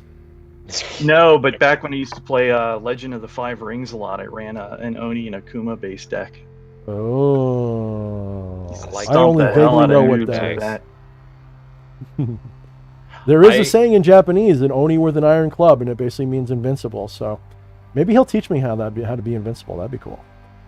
So far, I'm invincible. Nothing's beaten me yet. So That King of the Oni is basically my biography. Annoying little shit becomes King of the Demons. Oh shit, I thought he was talking about me. He's talking about you. Okay. No, he's talking about you and you and you. We're non-dualistic people here mostly. I don't know if Eddie is, but we definitely play that's that right. way. Duelist I will perspective, myself we're all to talking forget. about everybody. That's right. Yeah. We use Well- dualism to talk about non-duality all day long. Well, you know, it's not the fucking plug segment, but I suppose I will plug Eddie, you and I was very selfish this week. We were supposed to stream a talk about the true black magic of fucking audio engineering and music this Tuesday, and I canceled for selfish reasons, which you graciously forgave me for. So this Tuesday is going to be when we actually do that. So that might be on our Discord channel. That might be on my YouTube channel. We'll figure that out. Well, if you Yeah, record you'll it get to hear properly, it me can be on both. scream about the Nyquist theorem and Ohm's law. So And suddenly I feel underqualified for this conversation. you're probably much better with MIDI and the digital stuff than I am. I'm like a cool analog dude. Yeah, I'll bring that side of the conversation. You can bring the intelligence side. I'll bring the whoop whoop whoop. The wub wubs. Gotta love the wub wubs. I do love Yeah, the wub wubs. I'll wub them. Pale Horse says, DH gives us such a rude vibe. The right word, there's a word for it. Oh, it starts with an I. What is it? Irreverent. I'm irreverent as fuck. That's what I am. I'm irreverent. I'm only rude because I like being irreverent. Fuck everybody's fucking nobility. Fuck you all. No, I'm just kidding. But Dice says, Dice said something too. I just read. Oh, where was it? He said 976 each evil? No. Was I thinking Dice? No, It's a someone good else said movie. something. I was seeing something and I was trying to catch it with my eyes. Motherfucker. Maybe I lost it. Dice. Something that Dice said. Dice said, if you don't plan on using his book, it still contains the demonic tongues for use alone? No. Maybe I was thinking... Why did I think it was Dice? Well, anyway, Patchwork says he's just about ready. I wish I could remember what the fuck I read that I wanted to respond to. I kept my eyes on it. I was keeping my eyes on it. I saw Pale Horse. Well- and I wanted to make a comment about that because that was funny. We'll tell you what, you get that set up. And I'm just in going to the be ditzy meantime, for a minute. So Eddie, I always love having you on. Unfortunately, because Discord and Skype, we're going to have to hang up with you to get to Patchwork. I always love hearing from you, though, dude. I have Skype, but it's Skype for business, so... I don't Oh, we're even not know rich how enough? Is that works. what it is? I see. no, how I it don't is. know how to disentangle my day Oh, job yeah. Skype from my personal Skype. Yeah, that would make it a little bit weird. Yeah, so... Are you guys going to be Yeah. playing music during the audio stream? Because Anton Erickson says, I will totally tune in for the audio stream. Are you guys going to be playing music or just talking about it? we'll be talking about music. I don't know if I can get things set up properly. Maybe I'll play some things in the background. Could you do But- some live, like do a live DJ show? Oh, I'm gonna be doing some musical examples during it. Yeah, But that'd be badass. it, like a live never jam. hand me the aux cord because I will annihilate your brains. I'm just saying.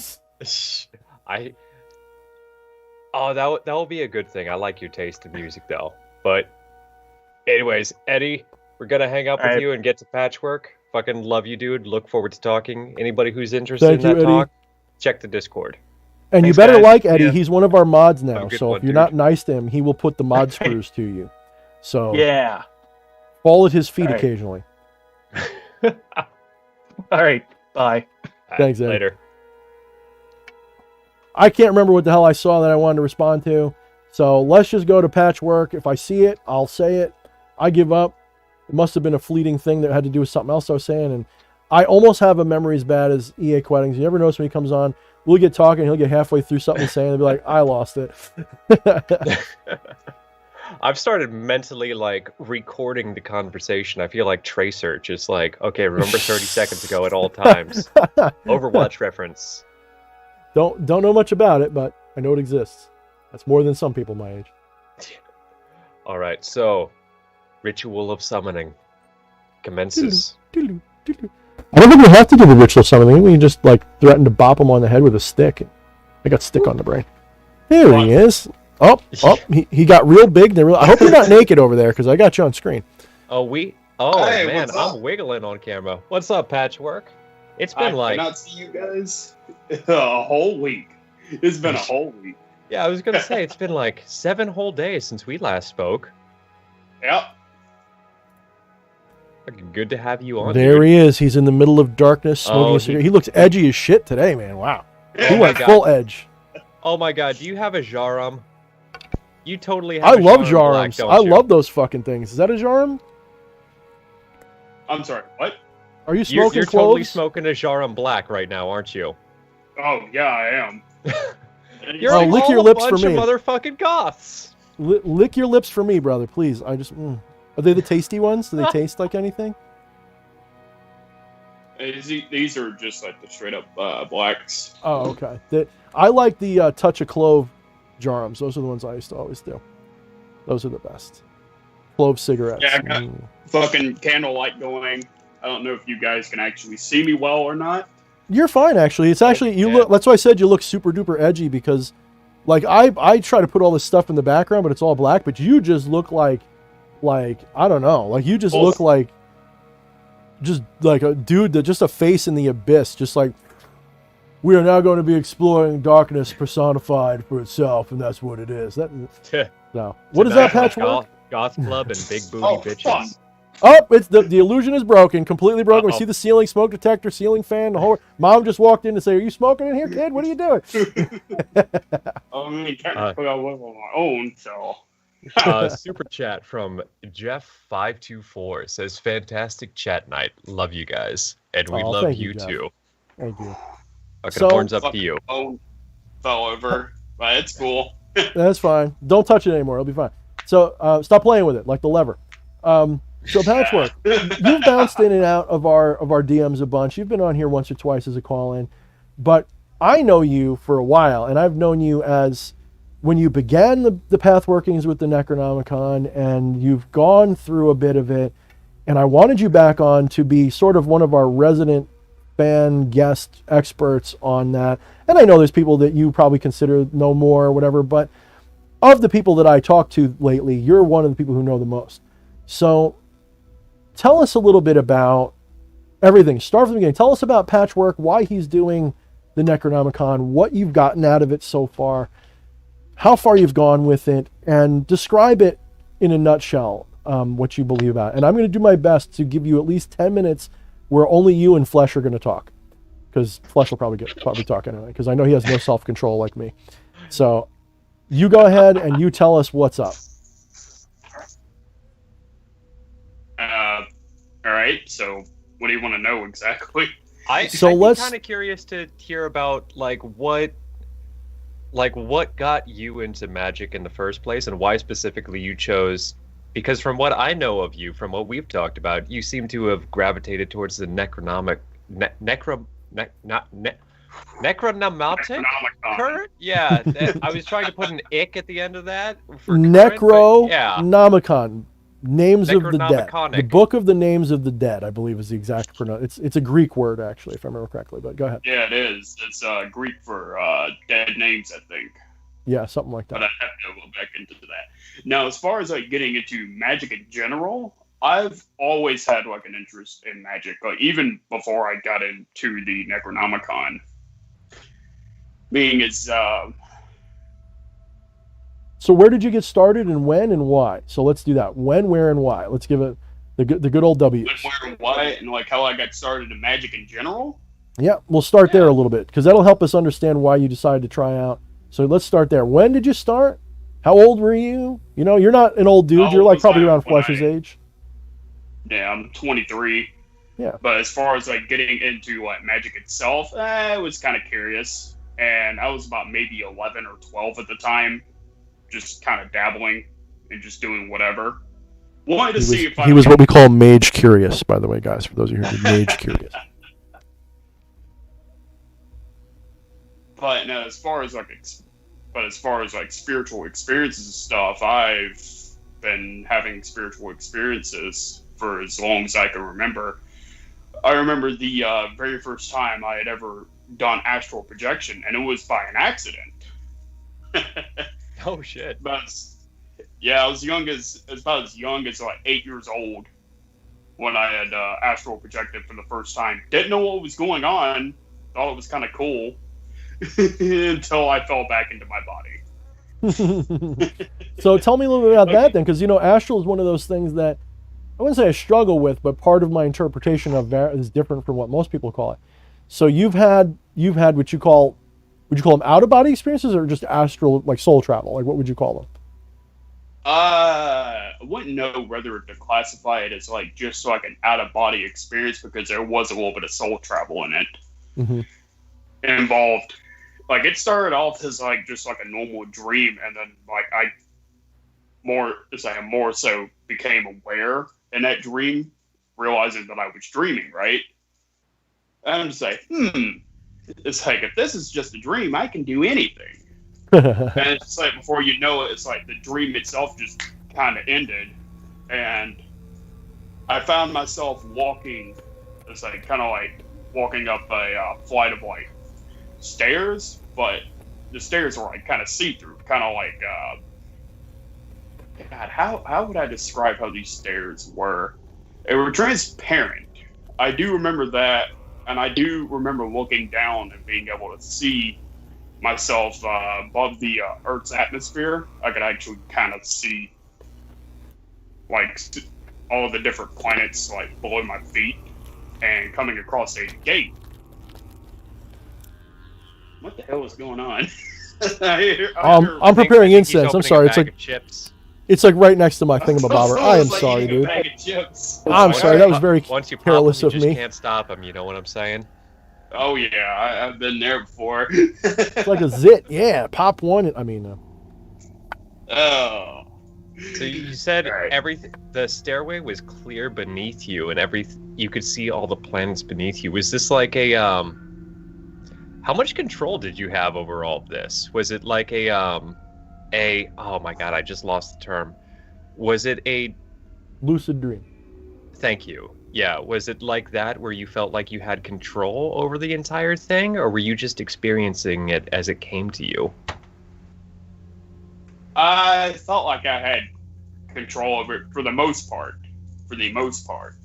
Okay. Let me explain what I mean by that. Because when I came across this gate, I wasn't able to like actually like look inside the gate. And when I tried to when I actually tried to enter said gate that I seen at the end of the stairway, I kind of fell through the stairs per se, and kind of collided back with my own physical body. I remember waking up and going, "Wow, that was a weird experience, but that was kind of cool. Be nice to do it again." I feel like whenever you have those moments too, it's always so much harder to get back into it. Of like, come on, let's experience that again. Let's experience that again. It's not going to happen. So what if I said to you, here's where I get all mystical and weird again. All What right, if I let's s- hear it. What if I said to you, just like I said in Become the Maelstrom, what if I said to you that this idea of a dream and a lucid dream is exactly what you're doing right now? This whole idea that you are awake and in a separate place from the dream place. What did I tell you before about slapping Desmond in the face? Were you here for that part? Did you hear that part of the story? Can't recall if I did or not. So I asked, It's- it might have been before you all- got ready. In the mind. No, it's all in the awareness. It's all in your conscious awareness. It's the That's same where it thing. is. You didn't do enough mental translations.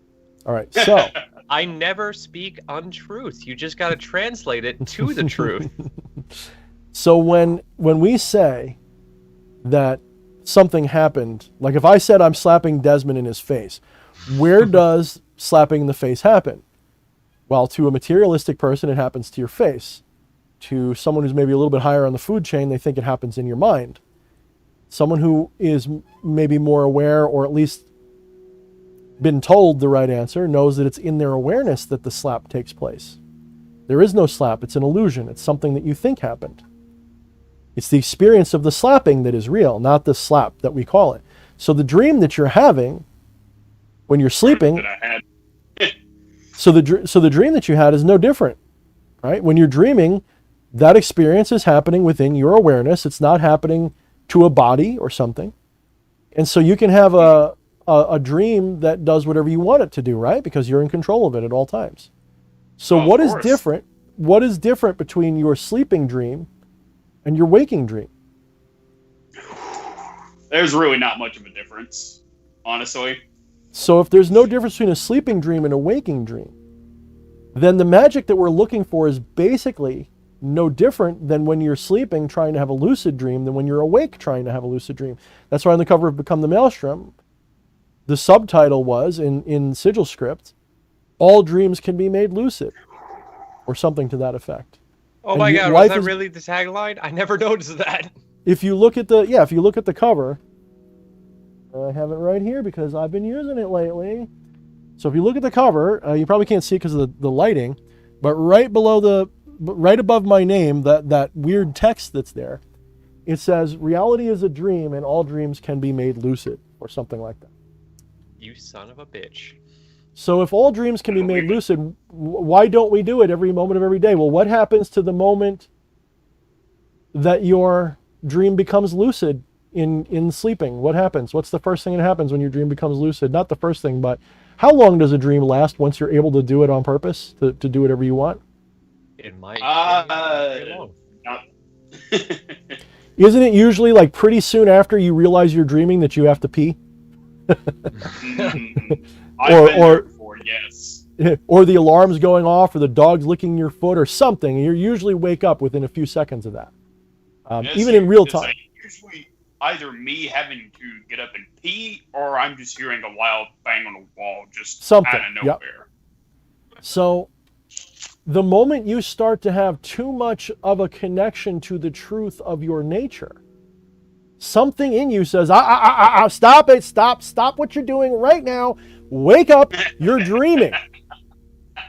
So what happens the moment you start to manifest powerful results in your life?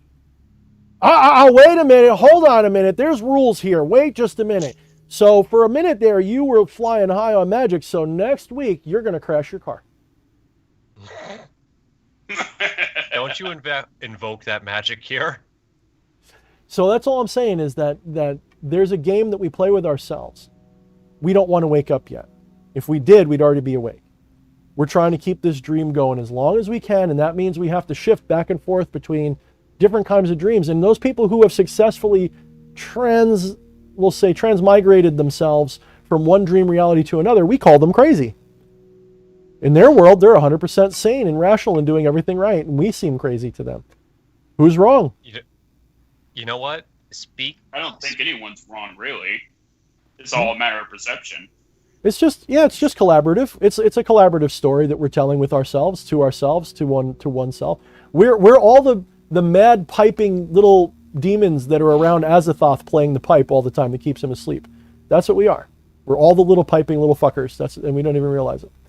So that sort of is a little bit of a segue to the Necronomicon stuff, because a lot of people. So you've had all these little mystical weird experiences. You've been doing magical for a while. You decided to start delving into the Necronomicon. Now, was that because of some Lovecraft interest, and then you later found out it wasn't, or was it something else? It was definitely something else. I remember, like, right before I had actually gotten started with the Necronomicon, this is back in, like, early 2018, late 2017, early 2018, I started having, like, all of these really bizarre dreams.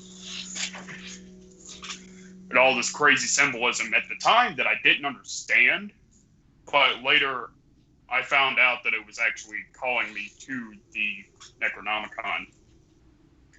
And there was even a couple of dreams that I've actually had where I was actually holding this book, just and actually working through it, like walking some of the gates. I remember this one night I came home from work and I smoked a couple of bowls, got high as shit, and just kind of passed out. And I think that's where I actually like started seeing like all the celestial gates like out of the Necronomicon. You know, it's like the gates of the Zonai and stuff. First time I ever seen those gates was in a crazy dream that I had.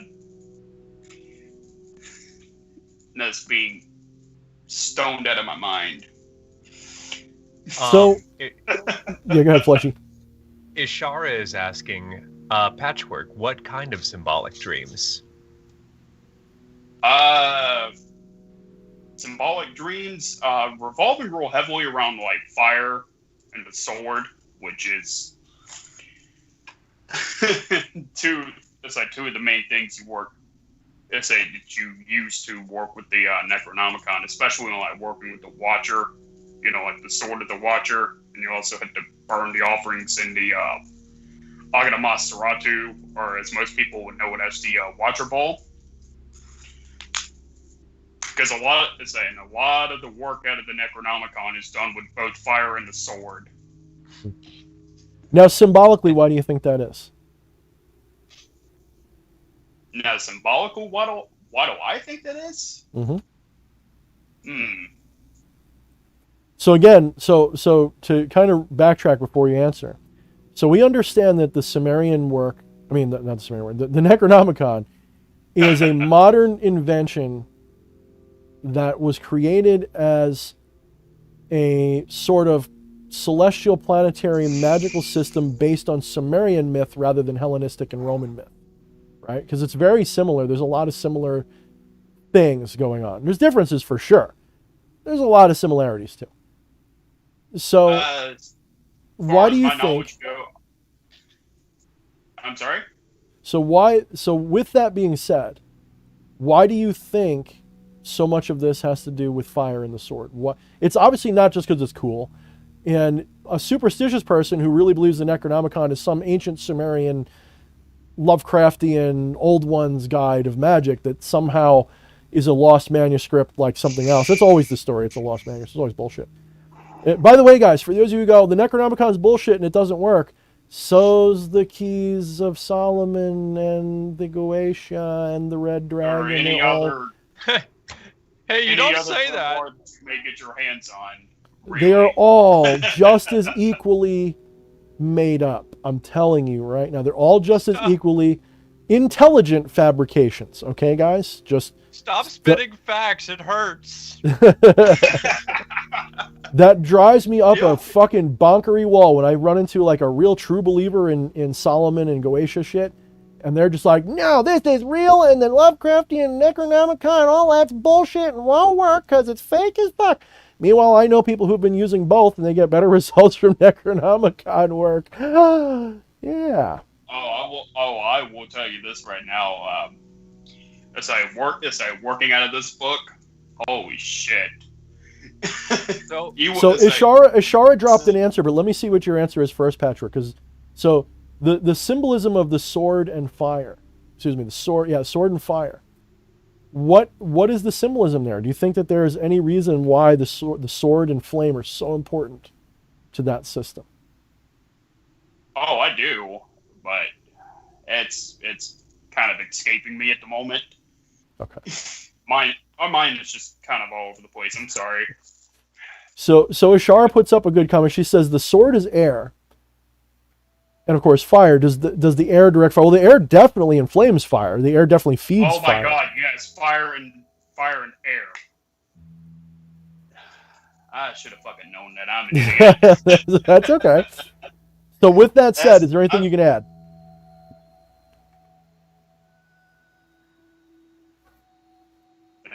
Hold on, I'm thinking. no element can exist in a vacuum.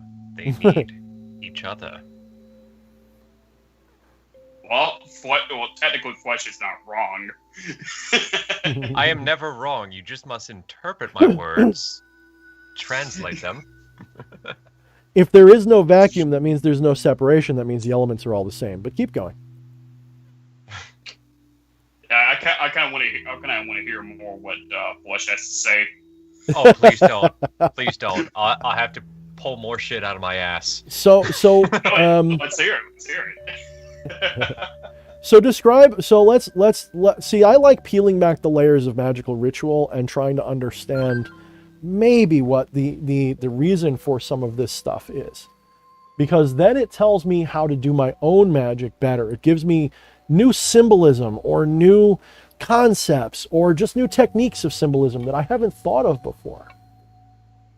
So we're going through a ritual in Necronomicon. Guide us quickly, like give me like the short version of how you have to do Necronomicon rituals using fire and sword. How does that work? Well, and by the way, guys, we might be getting some rubber banding because I'm getting some bad ping stuff. So it's saying YouTube is not getting enough video to maintain smooth streaming. As such, viewers will experience buffering. So if you guys are getting buffering, let's wait till this clears up for a minute. And then I'm sorry, Patch, give you a second to think it through. Let me refresh this. Oh, you're good. It's all good, brother. And you're not used to doing streams and stuff, by the way. So for people, if you seem like people are wondering, like you're like, there's not 60 people listening to me right now. I don't have to be an authority. It's fine. So. Way to make there be a sense of no pressure. Sorry, that makes me do better when I do that. I'm goofy like that. Oh man. Yeah, I don't know what's going on with my internet flow, so we're just going to pretend there's nothing wrong, and if people complain, I'm just going to apologize. It's all the fucking white bullshit outside in the snow. Fuck the snow. I ain't even get any snow where I live. I just got fucking rain. Fuck you. So, my wife is telling me that the stream is dropping constantly, so I'm gonna try something here. I bet you I got throttled, or is Jared doing something with his computer or something? We'll find out. Hopefully this doesn't kill the whole thing. I'm actually gonna hit the stop button. So that should just cause a momentary, there we go. Now it says excellent. I hit stop and it says excellent connection. Okay. All right, guys. It says it's working again. So people left. Let's give them a second to come back. Let my little sound check engineer wife tell me if it's working again. Nothing wrong ever goes wrong on these streams. Right, to these wrongs on these right things. Words are not my strong suit. That's why I don't Neither like mine. Okay, I'm getting the okay. It's all okay now. So, okay, Patchy.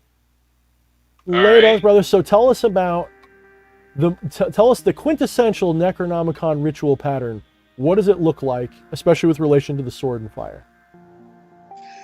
Well, I do know fire is symbolic of emotion and air is symbolic of thought, which corresponds with the sword. And I know, like... Okay, do I know? Hold on. Again, my thoughts are kind of fucking all over the place. I've had an incredibly long day. Good. But it do be like that, though. sometimes. Well, let's just do it step by step. Let's talk about a ritual from start to finish, like the quintessential So what do you have to do first? All right. Well, what do you have to do first? All right. Well, it depends on what kind of ritual you're doing. Is there a pattern that's the same though? Like you have to call this and do that and prepare yourself this way and that way. How do we start? Oh, for like walking like one of the gates or whatever, or it does a revoking the watcher. Well, first things first, you have to cleanse and purify yourself through a ritual bath, in which you can recite the preliminary purification invocation while doing that.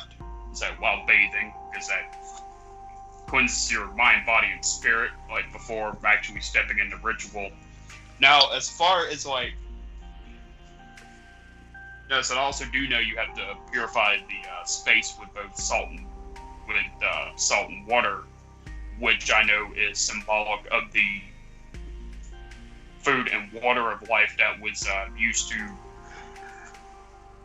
Hold on. Sorry, I'm kind of nervous. That's okay. No, I know. That's why I said what I said to make you more nervous, just to have more fun. Bastard. Nah, no. Oh, right. If you can't tell by my presence here, we take things very lightly. He's here for the serious. I'm here to fucking ground us and bring us back to the fucking bullshit of magic in the butt.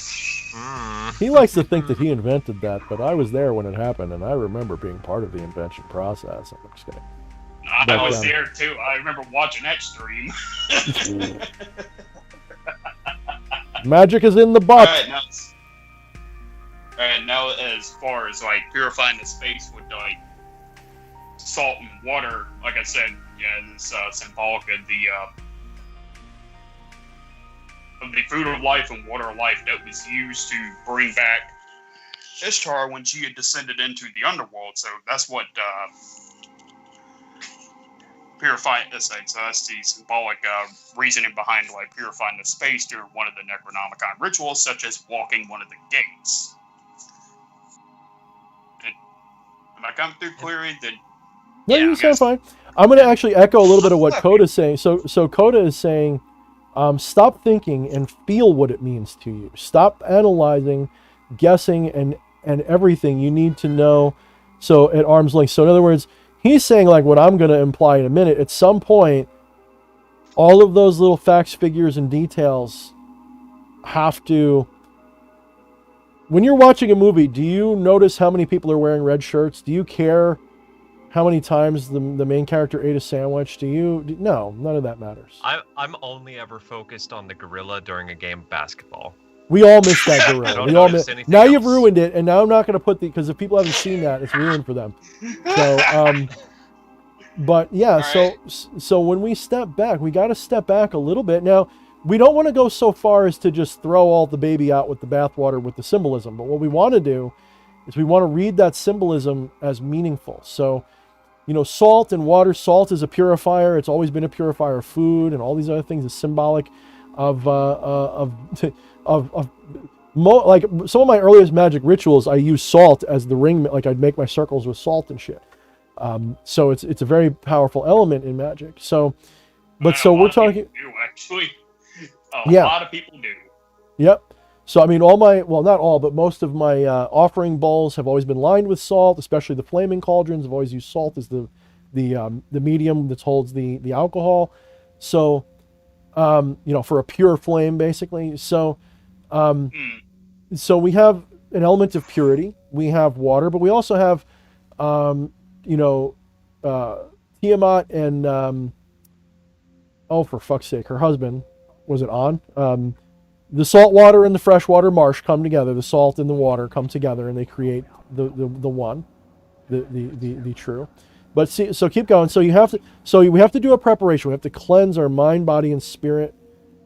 We have to do this meditative, ritualized bath, and then we go into ritual, and we use the salt water. Okay, so keep going. Keep walking us through a ritual. All right, so you spread the salt and you do it 60 times. And then, basically you burn bread in the brazier of calling, which by the way is an offering to Devial.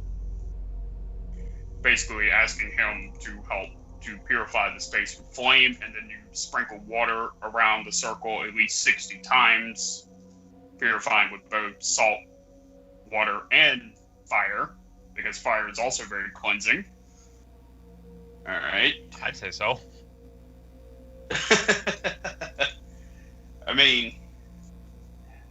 Oh fuck, I lost my train of thought again. So, this might be derailing a little bit, but I actually have a question.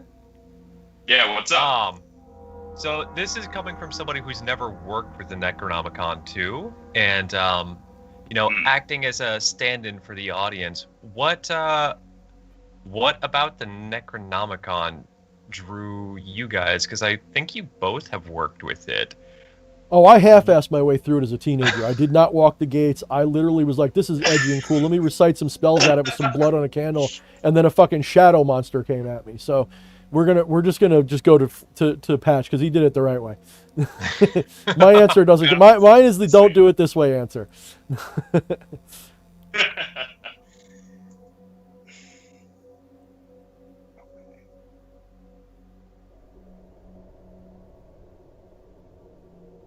I think the audio might have cut out.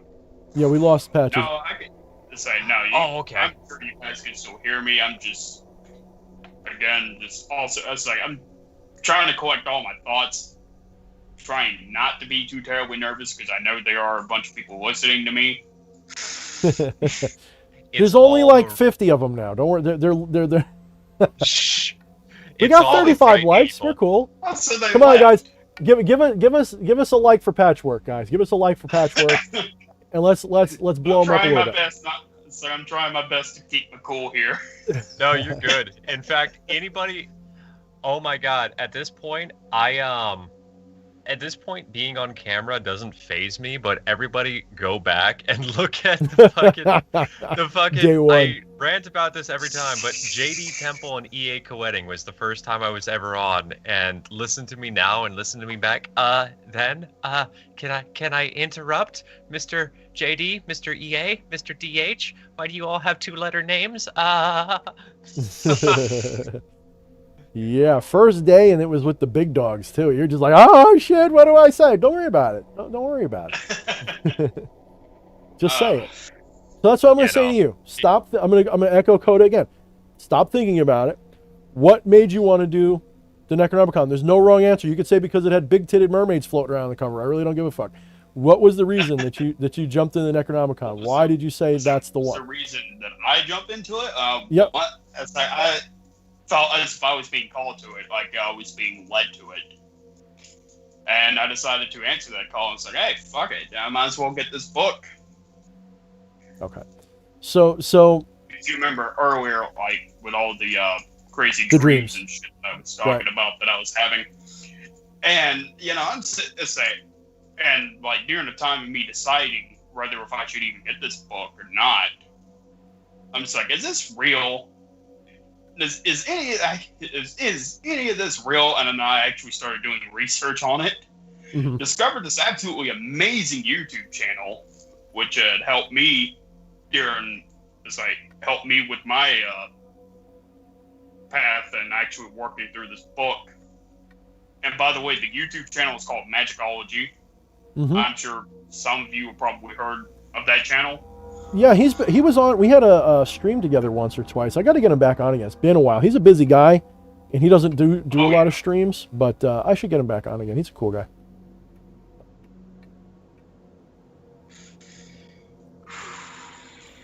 Now he wrote a few books about it a little bit, right? He definitely spoke a little bit about it.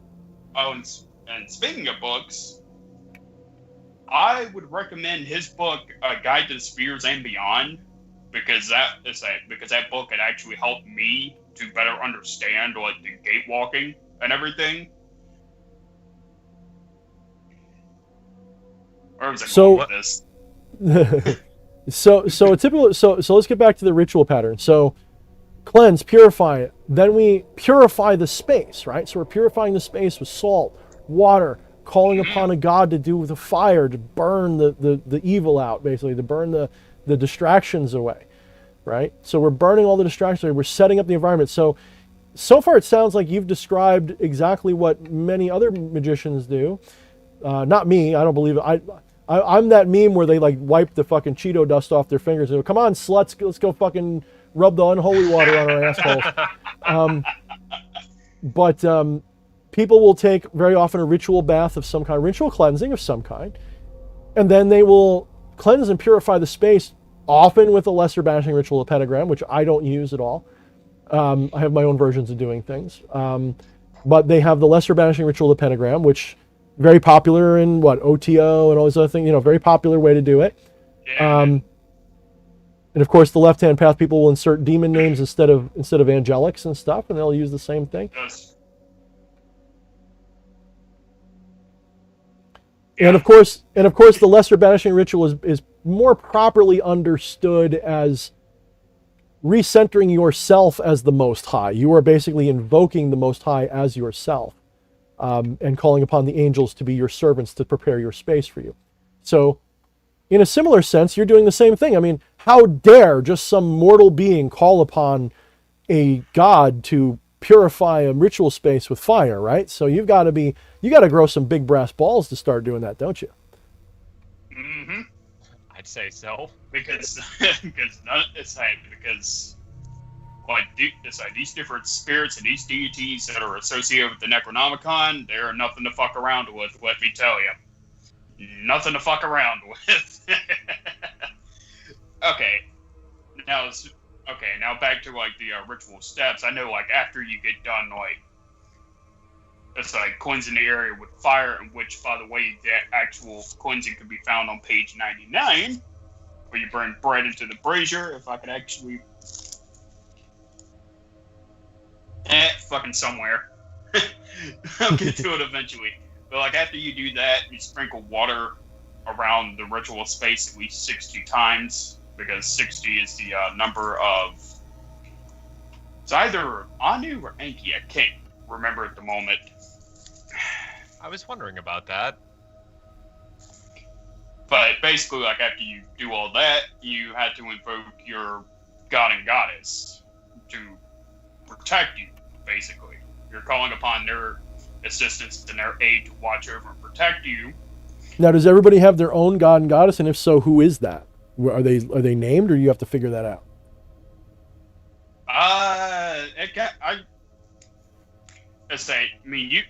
From what I figured out, you can use like any god and goddess from any particular pantheon that you feel most comfortable with. But if you actually want to do it the technical way, that god and goddess that you would invoke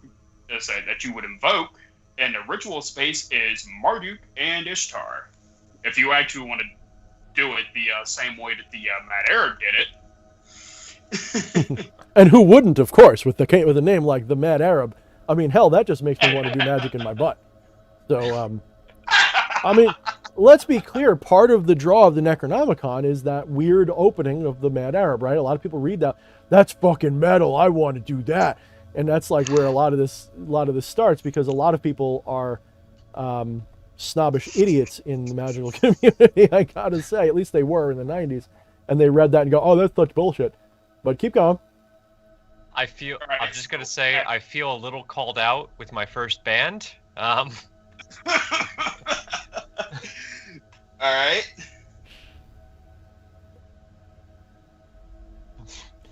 Okay, so you call upon your god and goddess, and they are supposed to protect you. So we've cleansed ourselves, we've cleansed our space, we've called upon protector deities. So basically, lesser banishing ritual again. We're setting up a potent field of authority is what we're doing. So keep going. Pretty much, yes. And then you are going to evoke the four quarters, starting north, and and after you evoke the first quarter in the north, you go east, south, west, and then there is another incantation, which is simply the invocation of the four quarters, which you recite that, and then you have to call upon Enki. Mm-hmm. So again, lesser banishing ritual. You're in the lesser banishing ritual. You call upon the four angels, right? You call upon Raphael, Michael, and blah blah blah blah blah. And you go all the way around. So keep going. So are you seeing the pattern yet? Are you seeing this? Are you seeing how it's basically just reformatted magic from other? But keep going. And yeah, I am noticing that. Sorry if I'm stuttering a little bit. No, you're fine. This is actually a testament to it, whoever created it knowing what they were fucking talking about. So keep going. All right. So after you invoke the four quarters, recite the invocation of the four quarters, you call upon Enki, and then what you're going to do is you are going to actually call upon Divinity himself. And there is an actual entire incantation within the Necronomicon. It's called the Conjuring of the Fire God. You're going to recite that, call forth Divinity into your ritual space as well, and then you're going to summon your Watcher using the normal invocation of the Watcher because, you know. I will say this though, before anyone decides to like try and walk any of the gates or anything like that, I would recommend like getting to know your Watcher. Listen, to kind of work with your Watcher a little bit and actually kind of get to know him. Now, by Watcher, we're talking about the Sumerian version of the Enochian Watcher that is your personal Watcher, basically, right? Yeah, pretty much. Yeah. So let's go backwards a little bit. So we brought up two gods and a Watcher. So Enki, why are we calling upon Enki? Does it say? Does it tell you what Enki is for? Well, from my understanding, you know, Enki is the Lord of Magic, you know. Oh, fuck, where was I going with this? I done forgot again. Sorry, brother. Hold on. You're good. I'm trying not to, like, what? Again, I'm just trying. This is all new to me, so you guys could say anything and I'd believe you. There's actually a picture of a giant ass on page 46 of the Necronomicon, but keep going. Purchased. 46? I'm going to prove you wrong. Don't do that. We're trying to get him to buy books. Don't do that. You know what? Somebody was asking about this earlier, and I shot them an answer, but I want to run it by you guys just to make sure. This is coming out of the Simon Necronomicon, yeah? Yes, correct. Yes, this is the Simon Necronomicon. Okay. The only true Necronomicon is the science Of course. tradeback. It was never in beautiful bound editions. It was always in these little cheap ass fucking paperback. Yeah, that's always been what it looks like. Always, from my knowledge, anyway. If it's not, they are actually like beautiful, like leather bound Sure, copies. yeah. But goddamn, are they expensive? They're Holy really fuck. expensive. but is it made of special leather? I don't fucking know. Not human leather. It's not made out of human leather, Des. Oh, I wish. Camilla says, Joking, "You're doing by good, the way. Patchwork. Keep going. Don't get scared. You're doing good." Thank you. Also, props Appreciate to the kind words. Sorry. props to everybody who got the Metalocalypse reference, by the way. Which one? I wasn't listening because I only listened to myself. Special leather. Oh, I didn't get that reference, unfortunately. And I do love Metalocalypse, which kind of sucks. I haven't seen that show in a good minute. Yeah, Need to go same back here. Watch it. You should. My favorite one is where they do go into the water. I love that whole song lead in is like my Talking favorite about thing like that they do. Mermaider. The Mermaider is a good episode. song. Yeah, that's a good. Well, I mean, for songs, that's still my favorite song. The one I said, but no, Mermaider's good. Fucking what's the one where it's like the stupid kid? What the fuck was that one? Oh my god. I'm trying to fucking remember. Well, don't worry about it. Stupid things fall apart. Let's go back to the Necronomicon here, guys. Let's go back to where it matters. So we know Enki is the god of magic, of sorcery, right, or something. He's the lord of magic. I thought Marduk was the god of magic. So Marduk is not the god of magic, EST. or what? Well, technically, yes. I mean, he is the son of Enki, and I'm pretty sure that title was actually given to Marduk, the Lord of Magicians, after slaying Tiamat. Mm-hmm. It's been a while since I've read the Pneuma Leash. I'd have to go back and like reread that. Okay, fair enough. So we've got and then you said we have to call upon the god, the Lord of Fire, basically, right? So Yeah. why do you think? So what does he do at that point? You call him up. What does he do? Extra warrior protection. That and cleanses the area. So you already cleansed it like 3 times now. So it's cleansed again with him, right? Because you said, who was it after Enki? It was another god of flame, right? It was. What was his name? It was evil. Okay. It pray to Enki, call upon Enki to decide to grant you the time, basically, to walk said gate or do said ritual. Mm-hmm. Usually doing like a ritual like this is typically before I walk in one of the gates. But So this god of fire, he's there. Supposedly he cleanses again. Okay, so keep going. And protects the area. Okay. He watches over the circle along with the Watcher and the Four Quarters. A lot of fucking protection goes into this. But anyways, where was I? So then you call your Watcher and you get your Watcher going. Right. And I'm pretty And your sure... Watcher's like a guide and a guardian, and he watches your body while you're gone, basically, right? He's like there to watch your body while you're gone. And he's also kind of a fetch, carries out different tasks for you as well. And trying to remember the following steps here. Okay, so Patch is like, that's why we write this shit down, so we don't have to think of it when we're doing it. I kind of love the fact that we have phones on us at all times, so we don't need to remember it because it's always just a short Google search away. We are becoming transhumanists. I love paper grimoires, but I'm going to tell you, as I've gotten older, I use journals less and less, and I just type it all now. Fucking lazy as shit. But that's typical what I do. there is something for making a physical journal, though, a physical grimoire journal. I mean, I have a journal and I have grimoires. I have multiple grimoires, but I have one journal per whatever until I'm done with it. Then I take whatever's good out of that journal and I transpose it into a grimoire in a final form, the stuff that's useful out of it. So my journal is like, it changed, like the one I use, it's got a leather outside, but I can refill it with new paper anytime I want. So when I finish it, take the papers out, go through it, transcribe, repeat. I should go through my notes right quick. As far as like the different steps at the different gates, I'm actually going to go through my notes.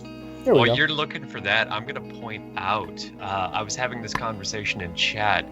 DH, you actually, so you know, the Necronomicon is supposed to be bound in human skin, but what you're actually doing is sending out books to the people of instructions on magic. Really, that is the tattooed leather of trees that you are binding these you want your brain to go pop? You ready for your brain to go pop? Oh, I don't know, but I suppose I'm about to find out. What's another way to bind a grimoire in human skin? As far as steps where I'm doing a gatewalking ritual. After that, you're supposed to take the seal of the particular gate that you're walking. Let's say you're on the first gate, gate of Nana, or as is sometimes known as Sin. And you take the name of that particular deity and you whisper it on the seal. And the seal, by the way, acts as a key for said gate. Okay. Now that's also the moon, right? Inanna's the moon? Yeah, no, Nana is the moon. Yeah, okay. Yeah, Nana's the moon. So that's the first gate is Inanna, right? That's the first gate is Inanna, the moon? Nana. There's no I at the beginning. Inanna is another name for Ishtar, which is the gate of Venus. Nana, Inanna. I know it sounds similar, and it can be, kind of confusing at first, but I know what you mean.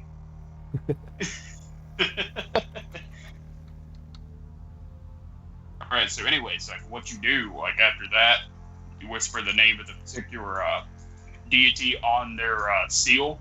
You walk around the circle, right, starting north, and the number of Nana is 30. So you're going to circulate around the ritual space, going clockwise, north, east, south, west, back north, exactly 30 times. And then you are going to recite all of the incantation of the gate itself. Take the seal, you place it on top of the gate, and you fall face forward. On top of the gate, right, you're going to be kind of spread out with your arms and legs spread out, kind of like taking the shape of the R star or the pinnacle, as most people would know it, as I would know the R star as. And you're going to fall into a deep meditative state.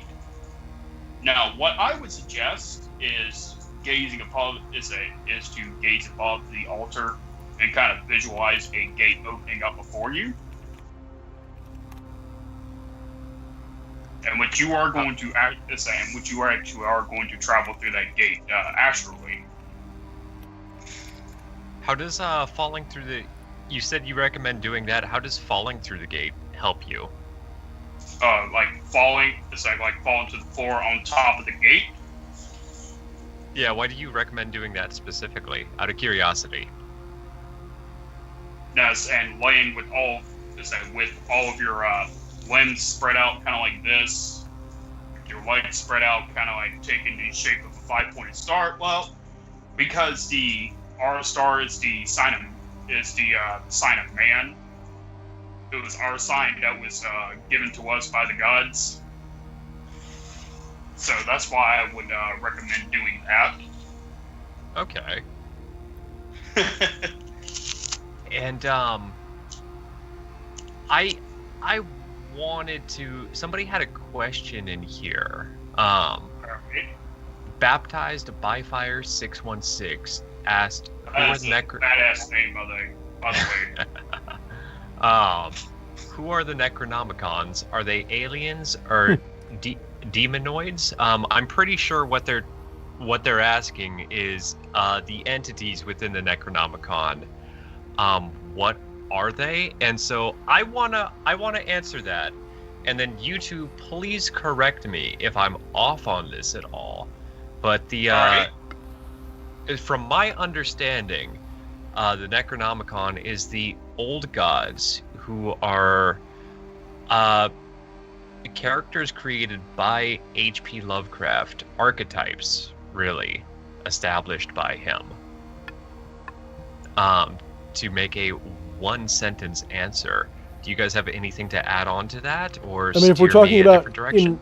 If we're talking about in relation to the Necronomicon, that's not accurate at all, because Lovecraft barely. It's mentioned in the Necronomicon. The Necronomicon It is mentioned in the introduction, not the Yeah. actual book itself. Yeah. So the gods, like in Lovecraft's lore, all the gods and deities of our world are either incarnations of something or whatever, but he gives them a pass, right? But when he's talking about the Lovecraftian specific deities, they're the ones that are older, bigger, badder, like much scarier than our gods, right? In fact, he talks. Just basically pure chaos. Yeah, so like really primordial. But no, the Necronomicon is not. So these names that we're talking about here, Des, are actually Sumerian gods and goddesses. Not 100% accurate to history in the Necronomicon, but fairly close, because it was written in what? Yeah, it was like what, in the 20s or something, the 30s it was written. So it was written. It was written in a. Yeah, the Simon. When was that written? The manuscript and everything that was supposedly supposedly came to be into this book was discovered back in the late 70s. Okay. And the actual Necronomicon itself was published in 1977. Okay. So, yeah, that makes even more sense. All right. So, what we knew about Sumeria in the 70s, 60s, whenever this was written, if you were to turn back the clock and look at the museums, what we knew then, and compare that to the Necronomicon, it would have been pretty accurately close. when we compare it to what we've discovered in the 40, 50 years since then, there's a bunch of discrepancies now that help derail it as a historical work. So, among other things. But we're only doing this because we want to be clear that that doesn't make it work or not, right? And it's not necessarily blinds that we're talking about. You know, there is such a thing as blinds, but the best blinds are not Eye of Newt when you're supposed to use Eye of Toad. It's the proper blind is when you make someone think you need an Eye of Newt at all, and it's not something much more fundamental. Being something else, something symbolic perhaps. So that's what a real blind does. A real blind will send you on a wild goose chase looking for whatever the fuck they say. The best blind of all will have you sent off on a wild goose chase for something you don't even need to touch. So, yeah, keep going. All right, where was I again? Trying to remember where I was at. So I think we left off with Nana and the moon and laying face down in the star of Dingir or whatever the 5-pointed the R star. The R star. Right, yeah. right. So basically you're going to be spread out in a position kind of like the R star with your limbs completely spread out. And you're face down or face up?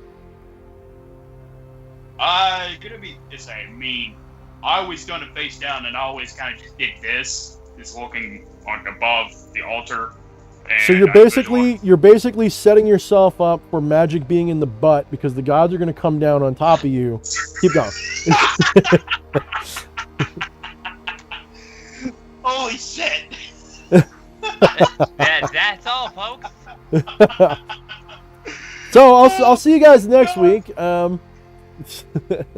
What, are we actually ending the stream now? Oh no. Okay. I feel like that was the fucking Porky Pig moment where you should just pop out of the Trinity of Self. That's all, folks. Magic is in the butt. That's all, folks. Oh man. You know, when I was actually walking these gates, I never thought of it like that. And now you're never going to be able to do it again. You can be like, oh, maybe I need to put my butt down, but then the earth is going to be boinking me instead. Oh, man. Next time I go in the friggin' ritual space, like working with any of the actual gates themselves, you go in my butt cheeks clenched. Just tape them together, right, Quest? Does that work? Take what? Tape them together. Does that work? No, you gotta go the Steve-O route and pierce them. Oh, Pierce them Oh, together. God. I'm turning We're Christian super- over that one. Fuck that. Well, Like what, like a railroad spike? I Like did right, folks. like a railroad spike right Folks. between them and keeps them together? Mm-hmm. I would just use a C-clamp. Just use like a big old C-clamp or something. Oh my God. Just use Gorilla Glue. Oh, yeah, and then you Nothing can to Oh, go like see. wrong. that one person with her Yeah. friggin' hair. Good God. Yeah, just to just to mat down the hair there. I'm fucking bringing us way off. You see, I read about that and I cringed so hard. I'm just like, good God. Jay Sauber retracted his statement. I don't know if that's because he doesn't want us to see it or because he does. He said the gods are tops. Oh. Oh, don't get me Oh, started man. now. Well, Crowley was a Oh, power man. bottom, so we're just going to leave it at that. Oh my God. Does that make practitioners the Necronomicon bottom bitches or what? Well, you're only a bitch if you take it like that. You know, you could be on top on the bottom according to what some people have shown. So, Well, I Hey. wouldn't know. You said you wouldn't talk about that video I sent you. whoa. It's not my fault that you were so shaky with your camera work. What in the hell is going on? Oh, things get wild in the DH streams after hours. They do. We've now achieved the low orbit of 3 hours almost. So, 3 hours, goddamn. Alright. yeah, I think we've been streaming for. Where's my little teller that tells me? Where is it? What time is it? Yeah, almost 3. We're on 2 hours and 43 minutes. So It's we're approaching the 1:43. third hour. The third hour is always the best hour. Well, it's usually hour 2 we start getting really raunchy, and the third hour is when we start getting goofy. So we're well on target at this point. We're in between Yes. those 2 points. Okay, I'm gonna go out of character and try to get us back on track for a minute. So you were saying that you were laying down in Patrick Star position Yeah, pretty much. on the circle in front of the altar. Yep. You're looking above the altar, you're gazing above the altar, visualizing a gate opening up before you. Now, normally, whenever you're walking any of the gates, a spirit will come to you and will ask you for a particular phrase, or kind of like a word of passing, or like a password to enter each gate. Although I found through my experience that did not happen in the very first gate, but like from after the moon gate, I was given a particular phrase to use that I had to use to enter such and such gate. Anyways, yes. So what we're doing is you're doing a form of soul travel, right? And you are setting up a ritual. This is why all the cleansing and protections exist, because you're literally like going, well, bye-bye body and world that I know and love. And so you're really preparing your psychology. You're really preparing your psychology, your psychoanalytic self, with the confidence that something weird's going to happen, because you got to put a lot of work into this, right? You're not, for those of you who don't know, to do the Necronomicon rituals, you not only have to, really go hardcore with the alignment of the planets and the stars and all that. You have to really work it out, because it's not easy. And you also have to fast a week prior before actually walking into the gates. Oh, first 4 days. It's the first 4 days is a vegetarian fast, and then the last 3 days before the working is what's known as a black fast, which is where you only drink water. So Eddie points out it's called laying prostrate, or prostate in this case, I think is what we're really talking about. Laying prostate is what we're doing when we're doing the 5-point star. I think he said prostrate, but he meant to say prostate. I know that's what he meant to say. So pretty much. So back to the third hour type of jokes. So okay, so we're really preparing for a type of soul travel, and we're doing this. Some of these steps, again, to the uninitiated, especially to the uninitiated or to the superstitious, this is a hardcore set of ritual practices that have to be done. And I've never been into all the purification and all the, refraining from sex and food and all that. I've never felt that made a damn bit of difference, except for one thing. When you do all of that, especially when you're fasting, you're setting yourself up for something interesting. Number one, you actually enter a state of ketogenesis, like I know because I do keto. It's basically going on keto for a few days. You're not eating any carbs, so your body goes, oh, fuck this shit. Oh, I need sugar. I'm going to start processing fat. Now, what does that do? Interestingly enough, so the first day of a fast is usually hell on wheels. The second or third day, you snap out of it and you feel... It's not that bad. Well, at some point, you get like a flu feeling. You feel like shit, and then you suddenly feel great. Like once you pass this... Oh, sorry. I was just saying, like, generally, I mean, everybody's different, but you go through a shit phase and then an amazing stage after you reach a point where you don't feel like you even need food anymore, and you're just fine. You could eat, but you don't care anymore, and your brain's firing 1,000,000 miles an hour. Like you tend to be a little bit more clearer in your thought. So fasting and all this stuff does have a physiological impact on your ritual work. This is why usually they'll say fast for X number of days first. You're kind of weaning yourself off of eating, so you're kind of building up a point where you're like, okay, I can just stop eating now and just take water. That's how I see it. And it is cleansing you. Like if you're going for surgery, what do you have to do? You have to stop eating like 24 hours before a major surgery? Similar kind of deal. So they don't even want you to have water the night before. Oh, and speaking of fasting, also, I'm going to kind of go into a little bit more symbolic territory here.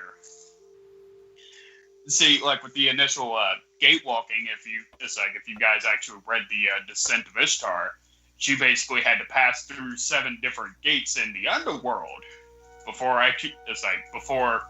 being slain, right? So from how I see all this as, if like the underworld doesn't really actually have food or anything down there, you're essentially starving yourself. You're basically following in the footsteps of Ishtar when you're walking these gates. Mm-hmm. It's just something I could just kind of wanted to throw out there. Very true. And to people who really buy into all of the mythology and really are into it all makes sense. So, no, keep going. You're basically invoking. It is a very hardcore invocation of energies. There's no question, because of all these symbols that you're supposed to do. You're doing all of these symbolic acts, and then you have all this preparation that goes into it. So it's a lot of people go, oh, it takes all this preparation because you have to honor the gods. The gods are in you, dude. So you're honoring something inside yourself. You're bringing it out. You're bringing something inside you out. You're trying to, like, if you told an average person and you didn't fill them in on the details, and you're like, we're going to do this, and then we're going to do this, just the mechanical parts probably wouldn't have an impact on them. Like if you said, no, probably wouldn't. They'd probably just be completely lost and be like, well, why am I doing this? Or why am I doing that? Right. And then, but by knowing the mythology behind it, like you put 2 and 2 together just now and said, I'm following the steps of Ishtar. And this is, that's yeah, exactly. So again, we're working with a modern magical system. I guarantee you there was no Sumerian priest running around, doing half of these things, I guarantee, in the way that they're described. It could have been, but who knows, right? Probably not. Yeah, I mean, who knows, but probably not. I'm sure those probably at least 1 or 2 individuals who is probably doing something kind of like this. And if you get enough monkeys put together in a room typing randomly, they do get Shakespeare eventually. So maybe. There has been a lot of monkeys since then and now. I like monkeys. I especially like the plague monkeys. I'm just pissed that they didn't give us a good enough one last time, damn it. All right, so keep going. Oh, all right. Where was I?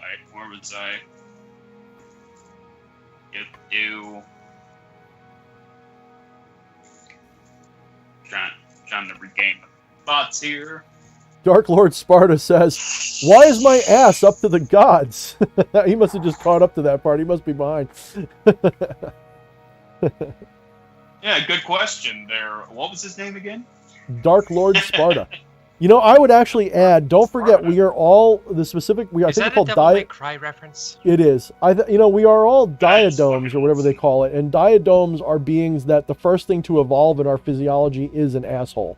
So he's not wrong. Like, your mouth is just the top of your asshole. So, we are a donut. Like, we're basically just a donut.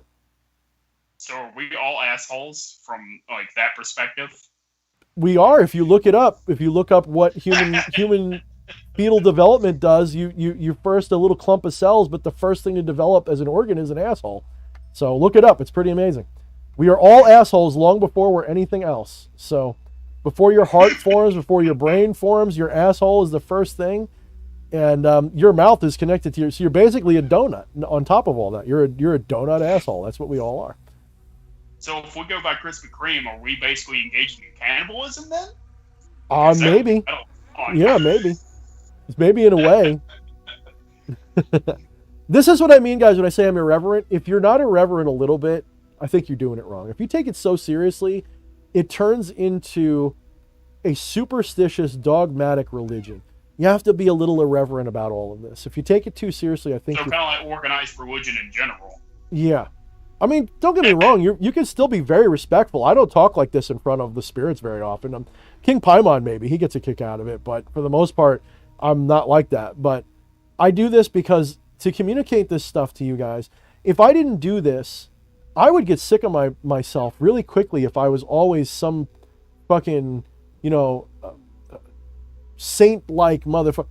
Will you understand, my children, if you Some truly... wise, like some, Yeah. it's like guru. Is that fucking relatable at all? No, that's not fucking relatable. I'd rather talk about buttholes. You know? I'm more inclined to believe the guy who's trying to teach me stuff, who fucking farts periodically. Sure, It's like, exactly. oh yeah, did you know magic is stored in the butt?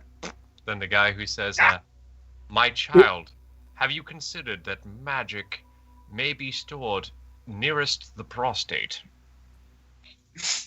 And again, with what I just said about us all being diadems or diadomes or whatever it is, in a sense, magic is stored in the butt because the whole thing is a butt. If the whole thing's an asshole, it means your arms are part of your butt too. Mm-hmm.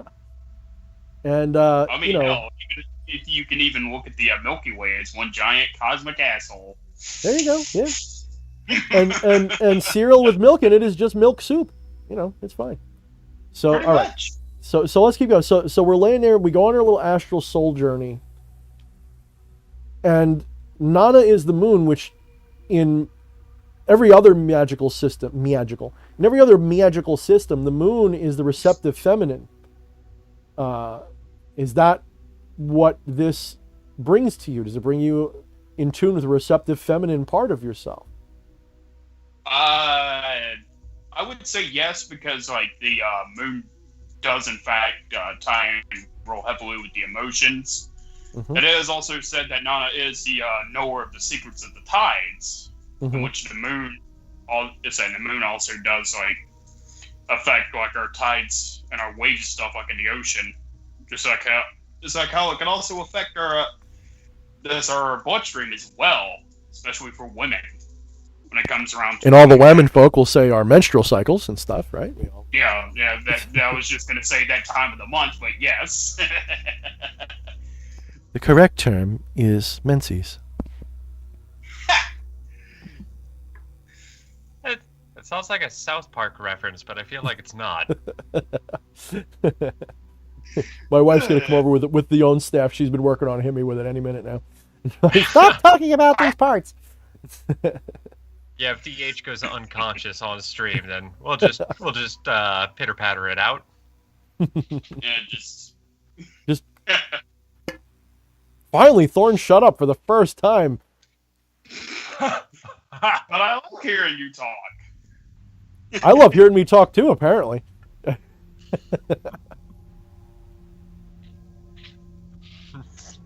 Okay, Okay. so where was I? Oh yeah, like traveling throughout that particular gate. Now, as far as like being able to, God damn it, what was I about to say? It's on the tip of my tongue, but it's, God damn it, I hate when this happens. Try to feel what you want to say, Patchwork. Don't worry about the thoughts. Close your mind. Open your mind. Whatever it takes, but just let it flow. See, now that Now- doesn't have enough fart jokes for me to connect. God damn it, Flesh Priest. He was I'm right sorry, there. I He, derailed it right at the wrong moment. he took a deep breath in, his eyes open, he had connected to the unity of the butthole, and he was about to spew forth the magic fart gas, and here you come. I'm sorry, I'm the grounding element. Sometimes the grounding happens at the wrong time. I mean, that's where the Okay. fruit grows from, so I'll give it to you. I'm just kidding. The Keep fruit going. Now, I will say this though, like actually going through the gate itself, it is different for everyone. Like the message you may receive, like from walking that gate, may be different for everyone, and you may not even get it like during that actual rite. So you may get it like several days after. Now, for me personally, I got it within that gate. So now, a lot of people, so they do this. I'm sure there's a lot of people who just find themselves laying on the floor going, and now what? Some Yeah. people go off into La La Land and have a fucking wild ass ride on the astral carpet. And other people, I maybe just remember, have like, thoughts. I remember like the when I was actually like doing this, when I was actually doing the walking, I was like, okay. So I was sitting there gazing, visualizing the gate opening, and I'm sitting there going, now what? And it kind of just fucking hit me like that. I was no longer in my body. I said, wait, what the fuck? Oh. All right. So you had an astral carpet ride, is what you're saying? Yeah, pretty much. I've had an astral carpet ride with every gate. Tumbling, twisting, and screaming on an astral carpet ride. So how vivid was this astral carpet ride? Was it just like a daydream, or was it literally holodeck, like lucid dream, totally vivid? The experience that I had, it felt very close as to this reality almost. It felt, as far as, oh fuck, now I know what I was saying. Now, as far as the actual feeling, it felt eerily similar to like this reality that we are currently experiencing right here, right now, talking to one another. I mean, that's how vivid it was for me. Now, some people, it may seem kind of like a daydreaming. It may seem kind of like a daydreaming experience or like a lucid dream experience, but for me, it was hyper realistic. Was it just like you say? To some people, it might seem just like this reality now, and I feel like that might be a matter of perception because dreams can feel very like this moment now, but still feel a little bit off when we think about them later. Exactly. I was going to say they feel a little bit off only later, just like only later. Out of curiosity, while you were experiencing it, was there a perception while it was happening that it was just a little bit off from this sense of reality that we're currently, speaking to each other in? Did it feel a little bit off from this in the moment, or was it only when you looked back on it later? It was only when I looked back on it later that it felt kind of off. But like when I was actually like initially experiencing it, it was like, holy shit, this is real. And what, if you can say, I know some of this is supposed to be private, what was the message? What did you get from this? Basically, one of the messages that I received, because I always end up receiving multiple messages, but basically one of the messages that I received and that I can share with you guys was basically stop living in the past. It's like stop worrying about stuff that had already happened, and focus on the now, basically. Because that was something that used to get me like real badly, is I would harp on past mistakes and just stupid shit that I've said and done that I wasn't exactly proud of. Too much sense. Let's take a flying godman's stab at this. So the message you got was to be more in the moment, which is exactly what a more receptive, feminine, moon-like object would do, isn't it? It would say, stop dwelling on where you've been, be more sensitive to the moment. Now, of course, I must remind you, this is where a lot of you are going to go, fuck you, Thorne, you're doing it again. The moment that you're experiencing, we make the mistake of thinking it's the thought about that moment. If I tell you right now, Patchwork, be in the moment, what do you do? Be in the moment? Yeah, if I tell you to be in the moment, what do you do? I start focusing on my breathing. And I either start focusing on the breathing, or I would focus on a particular point, whether it be like on the wall or something, or just start focusing on something random, really. And just kind of just let go of everything else. Okay. Fair. Now, a lot of people, when someone says focus on the moment, they start sort of like scrubbing the video back 5 seconds repeatedly, reliving the moment, trying to stay in the moment, right? That's what a lot of people do. When I say be in the moment, people go. when I say live in the moment, you start analyzing everything around you repeatedly over. Aha, that candle flame is burning. Look at it burning. It's burning. Look at that burn. It's like it's flickering. Did it flicker just now? And you get this stupid little analytical fucking, just like a microphone up to a speaker. being in the moment means that Zen awareness meditation, that mindfulness. One trick to getting there is to focus, like Patchwork is saying, you can focus on your breathing or something. The goal, of course, is to be in that moment without distracting yourself with too much analytical thought about the moment. To be aware without the thought, right? To be aware without, and if the thoughts happen in the space of awareness, not retroactively as themselves. Like if you think about the past, you're not in the moment anymore. But you are if you recognize that even your thoughts about the past happen in the moment. So, yeah, that's another way to think of it. Yeah, that was one of the messages that I received out of the Moon Gate, which actually made a lot of sense to me. And I'm like, oh, maybe I should take this advice and stop being so hard on myself about things that I did in the past. It's over and it's done with. It does not affect me now. That's fair, but that is an important lesson. Very true. But I will tell you that one of the ways to get there is to do like we just said and focus on the now. It's very hard to be pissed off at your boss if you're fully invested in the moment as it is right now. No matter what your boss did to you yesterday, it stops existing if you're fully invested in the right now. It puts it in a lot better perspective because the moment of now is an infinite distance from the moment of 1 second ago, right? They're nowhere near each other. So if you're living in the moment properly, you have a much easier time dealing with everything because you're only dealing with what you've got right in front of you right now. And don't worry, all that imagination about the past, present, and future is still going to be there, but if you're really aware of the now, it's a nice break from the past, present, and future thought spectrum. So, no, that sounds like something a lunar archetype, a receptive lunar archetype feminine would be telling you, right? It definitely sounds that way for sure.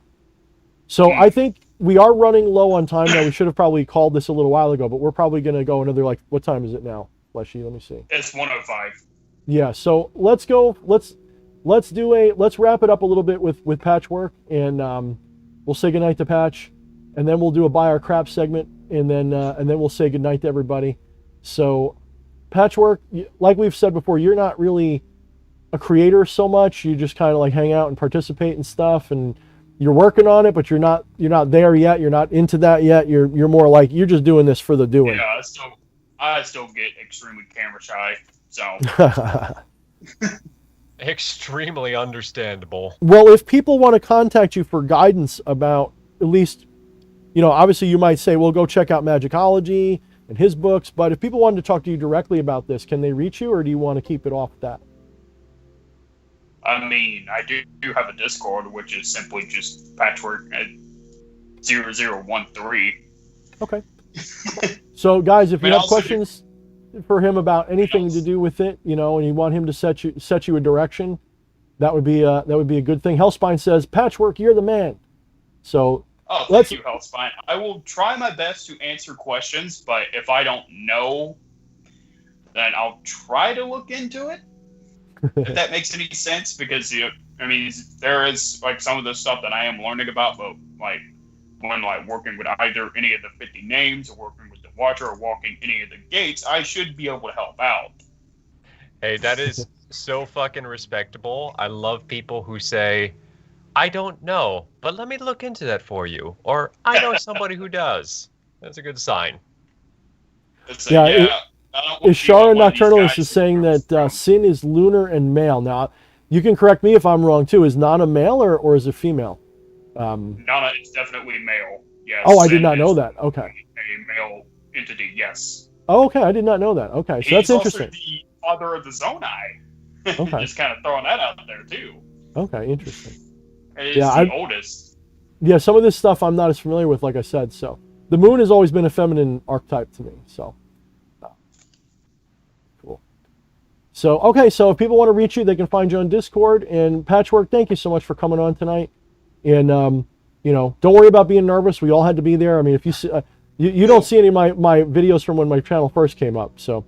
I mean, I've seen your videos on your channel. I've seen your some Not of your, my old 2014 videos when I'm like, "Hi everybody, this is the I've knife seen I a couple bought." of those. when you like talking about like what was it? What theory was it that you were talking about? Because I had something to do with like, I think it was like quantum immortality or something. Oh like yeah, that was like 20. Yeah, that might have been close to 2014. Yeah, that was an oldie. Yeah. Yeah, I remember actually seeing those videos before whatever happened to them. I think you might have privatized them. I don't. Yeah, I know. did. I privated a lot of those because they're just not, like we all evolve and change into new people, and that one should have been called quantum douchiness. That's what that one should have been called, quantum douchiness. Because I actually do remember seeing those at one point. I think that one's still up. That might still be up if you look in my playlist, it might still be there. So just for you guys, just so you know, if you like watching me on the live streams, I'm a lot more polite and a lot more reverent on my regular videos. So check out my playlists. I'm going to probably start making better playlists, but I got Demons in Review and I got all that stuff. So check it out, guys. If anything, I feel like for anybody who finds him rather irreverent, you can thank the fucking left-hand path black magic frat party vibe that I bring to this. Yeah, so really, Desmond definitely brings out the naughty boy in me, for sure. So really what you're saying is you hate me, and really, I don't give a goddamn. Feed me your hatred. I feast upon it. Oh. And Anton says, I'm interested in reading the Simon's Necronomicon. Now, thanks, Patchwork. I say you definitely should, but however, I will warn you though. I say this particular work is not to be taken lightly. It's a slap in the jiggly bits. It does a lot. The spiritual jiggly bits. Yeah, no, it really is. It's a transformative thing. It's basically walking the zodiac. It's basically walking the planets in the zodiac is what you're doing, and you're getting a life lesson from each one. And it's an interesting. I'd probably just go with the planets just because it's a little bit more. And I will say, like walking the different gate stuff, you will lose a part of yourself. Keep in mind that also.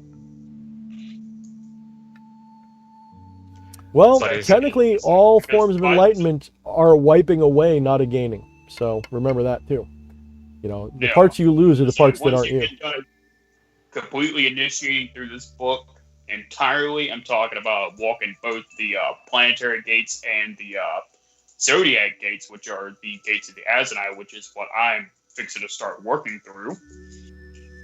By the time you get completely done, like working through that entirely, and done it correctly, you will feel like a completely different person. Hell, I don't even feel like the same person that I was 2 or 3 years ago, ever since I walked the planetary gates.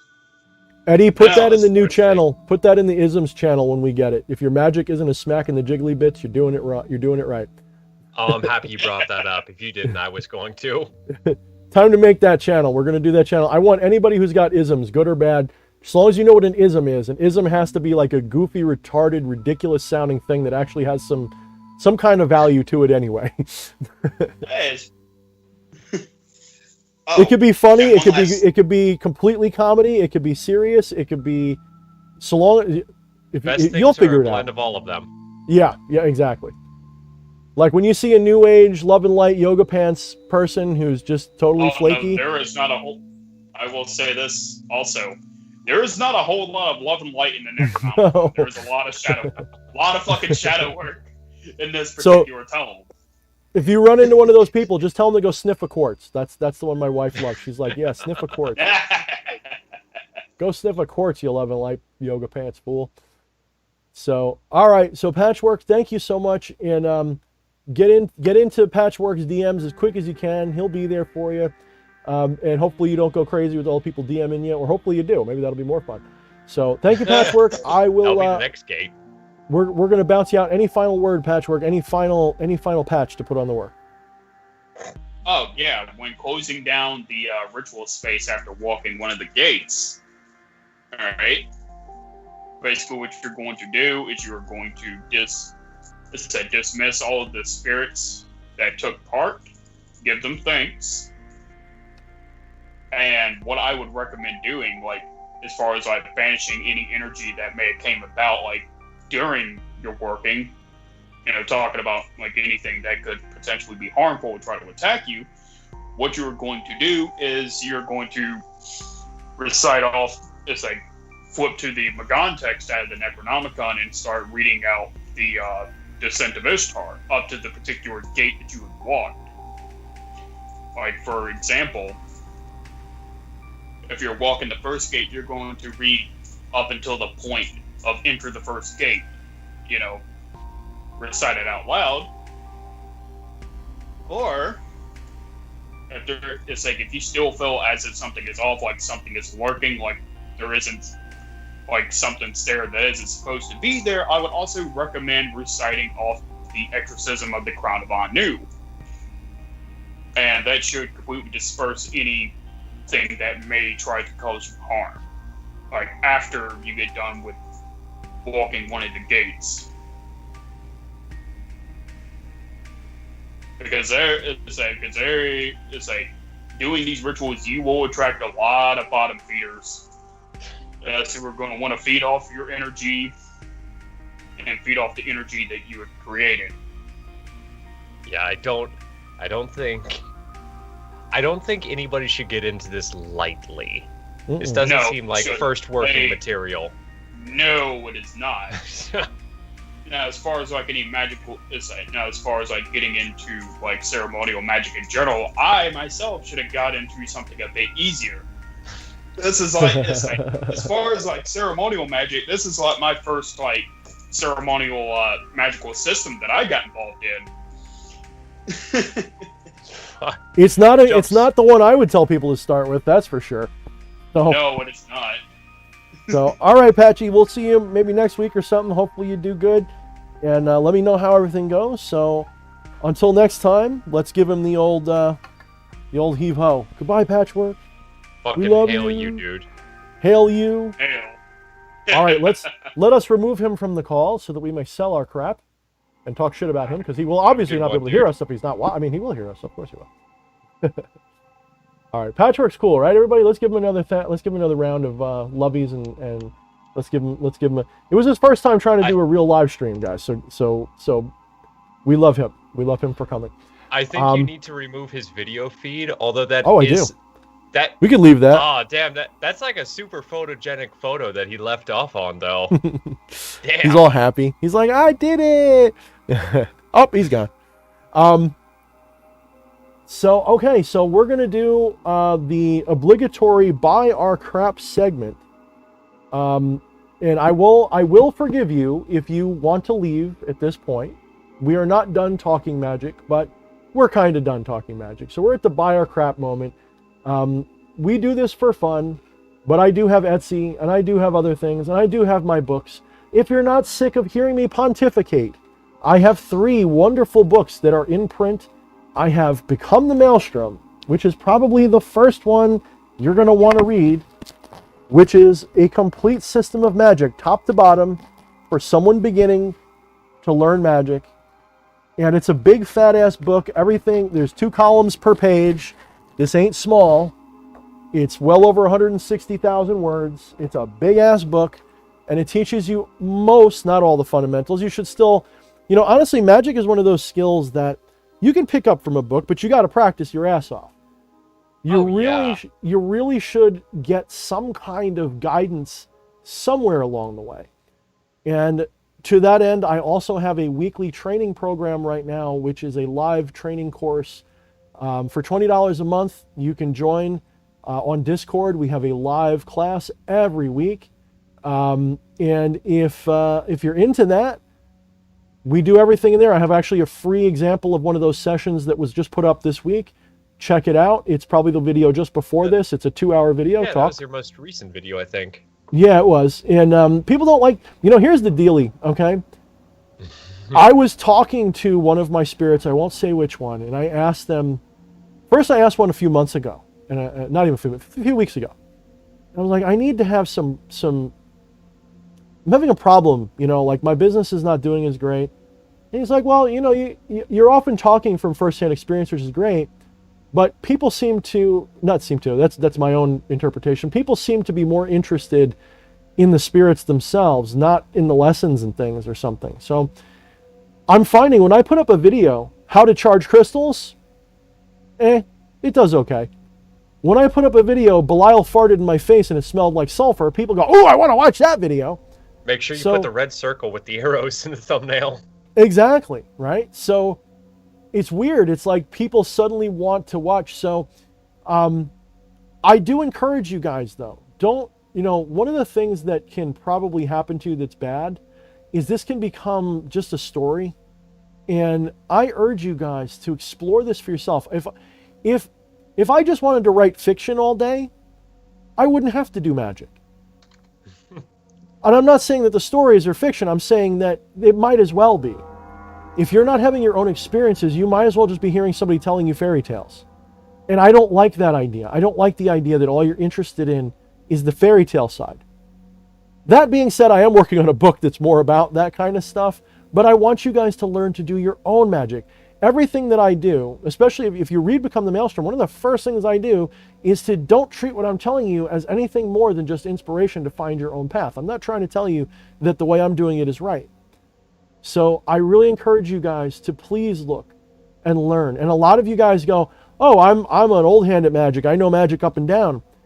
But I can tell pretty easily when people are having legitimate magical experiences, when they're having growth that matters, because the people who think magic is just a vending machine, they're dabblers and they do magic a little bit and they get a few successes and they feel badass. Or it's a religion for them, and that's pretty much where it stops. But the people who are really doing it right, they see it as just another tool to achieve self-help enlightenment type stuff. A path of spirituality. They learn to see beyond just the gimme magic, and it turns into the, okay, I was able to get myself a better job or something like that. And they transcend that and they go, well, if I can give myself money, well, maybe I can reach a point where I don't care about money, or maybe I can understand why bad things happen to good people, or whatever the fuck your life problem is. You can find something. And magic is one of the best ways to do that in an active way.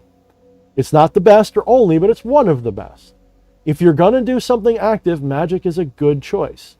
Because to really do the magic, you have to become it. And to become it, you need to master metaphysics. You have to master the arts behind it. You have to understand. This is why when we start talking about magic, what do I do, Flesh? It always turns into a non-dualistic answer somewhere, right? I always turn it into like Deepak Chopra or some shit. Also, you missed the roll credits line. You must become the maelstrom.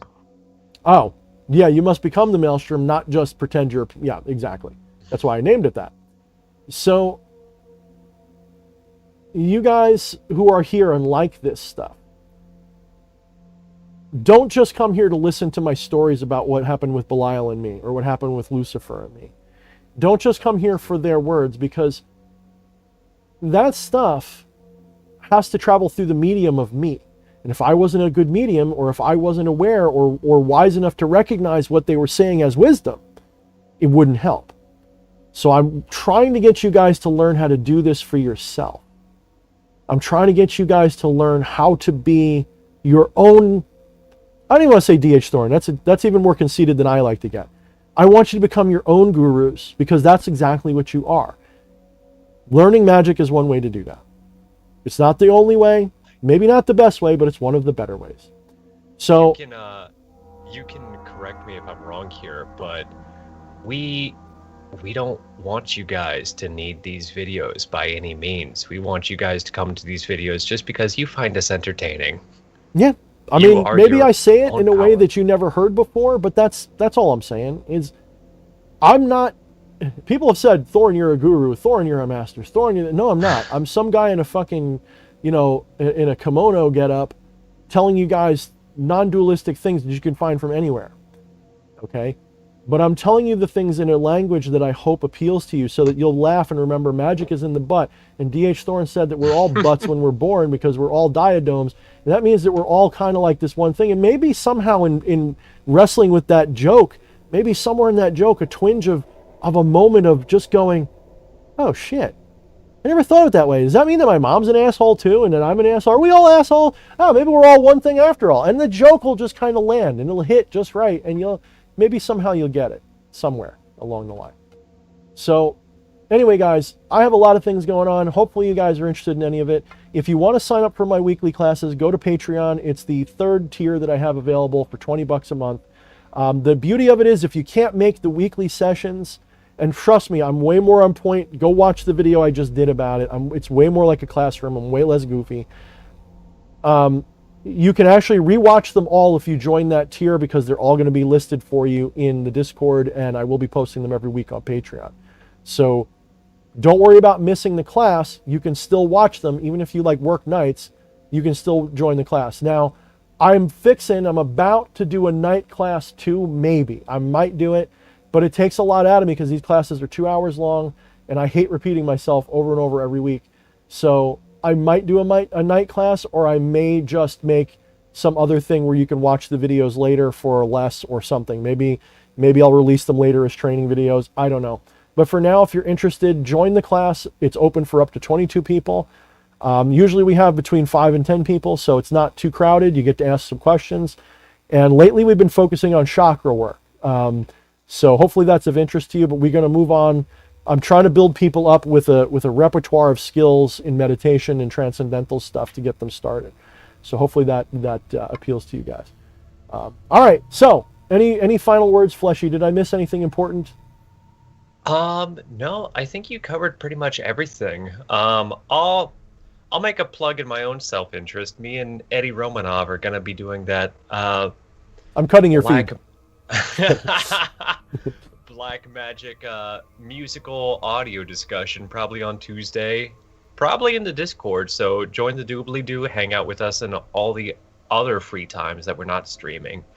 And a fucking big thank you to Camilla's Random, who you guys don't see her too much watching the stream, but she is so helpful behind the scenes always. And big thank you to Nina the Mystic as well. She's always so helpful here in the chat. So if you guys don't know, she has a channel as well. Please go check her out, Nina the Mystic. We love her. Mm-hmm. And fucking hail both of those gorgeous women, and hail all of you in chat. Hail D.H. Thorne. Hail Patchwork the Mighty. And fucking tell your friends. Whoa. Warn your enemies. I see you pulling something up. I'm delaying it. I'm trying to pull up I'm actually trying to pull up because I forgot to plug the Etsy store. So right now we've got 3 mirrors left. If you guys aren't familiar, let me actually see if I can grab let me see if I can do this without showing all the porn that I'm looking at. Yeah, for those of you interested in the Etsy or anything else that DH offers, it's linktree.com/DH Thorne, all one word. Yeah, check in chat. Nina the Mystic has it covered. We love her. Trying to find my store because I suck at this. So we actually have some Legion mirrors left, and we have my books if you want to get them signed. I do have some of those. So we have scry mirrors up. We still have a bunch. My wife's always making more slowly and continuously. And Jen Vatsa was very sweet. I actually love this picture. I'm going to steal this picture. Thank you, Jen. She gave us a beautiful review. Thank you so much. I'm going to grab one of these, and I'll put that up as the pretty picture to show. She got one of the smaller ones, but I like the smaller ones too. But we actually have like full size, and like we have. That's normally what my partners say about me. Hey now, Mushroom Boy. So we actually have multiple sizes coming. Right now we only have 2. But we actually have a 3rd giant wall size coming out at some point. My wife is developing it now because it's harder to make a bigger one. So this is a smaller one. I think they're about 8 or 9 inches across. The bigger ones are like, not quite twice that size, but they're bigger. So these are our scry mirrors, and there's all different kinds. We have them with eyes. Let me get one with the eyes up. Where is it? This is a pretty good one. Picture. And a lot of these eyes, my wife designs them to be UV reactive. So even if you're not scrying them, like I wouldn't scry them with the UV going. Like you could, I suppose. That might be a little too distracting for some people. But if you just want to see them, like as a decoration, and you like using black lights, this would also be an option for you.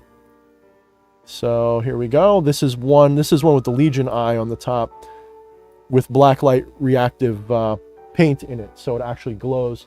And we have some with different things going on. So if you guys are interested, go to our Etsy store. You can just search Mind the Shadows on Etsy, or you can use the Linktree links, and that'll bring you there. And she's really proud of her work. She's loving doing this. And pretty soon I'll be offering stabs and Kanabo and all kinds of stuff on there as well. I also offer occasionally, I have some I'm working on. This one's got a little bit more work done to it. Let me kill my own picture here. I hope you're buying my crap, guys. Yeah. So I have these skulls that I'm doing, that I'm decorating a little bit at a time. So this will be up probably sometime next week. This one will be up probably in the 120 range. So yeah, if you're interested, check it out. If you like supporting our work, if you're still here and you're not tired of listening to me promote myself, I appreciate you too. So I'm so Let's proud see. of you guys with all the crafting you do. From one craftsman to two others. It's so You know, good. it's our life, dude. Like a lot of people go like, oh, you're doing it just for the money. And I go, yeah, of course, this is my fucking job now. Not the wisdom, not the magic, but this communication and interaction is my job. I don't have a day job, and if I do, it's because my family needs help, and I'm trying to make a living doing this. So we'll see how that pans out. I've been doing it for a year so far, but COVID, of course, is a thing that smacked me in the jiggly bits. So financially, so you know, I'm just trying to stay ahead of that. But and I know we're all suffering so financially. So anyway, guys, I think that's it. I think we're gonna leave it there. So mind the shadows, tell your friends, subscribe, like, and share, and warn your fucking enemies. Right? Did we have one more that we came up with recently? Fuck yeah. What was I think that's it. I Yeah. thought we had one more we came up with. Oh, we had Eddie's thing. Magic is in the butt, balls deep in non-duality, and something about a lever is what was the magic? Hold on, he posted it. I will read those out. According to Eddie, the sacred memes for those keeping score. Number 1, magic is stored in the butt. Number 2, balls deep in Maya. Number 3, pull your own lever. Number 4, if your magic isn't a smack in the jiggly bits, you're doing it wrong. Hells yeah, I think those are words to fucking live by. All right, guys, I'm watching the numbers drop. You know what's coming. Good night, everybody. Tune in next week. I don't know what the agenda is for next week, but we will have another beautiful show, maybe with something more meaningful. But every Thursday we do this. So until next Always time, the gay agenda. yeah, always the agenda. Oh, the fucking agenda is always.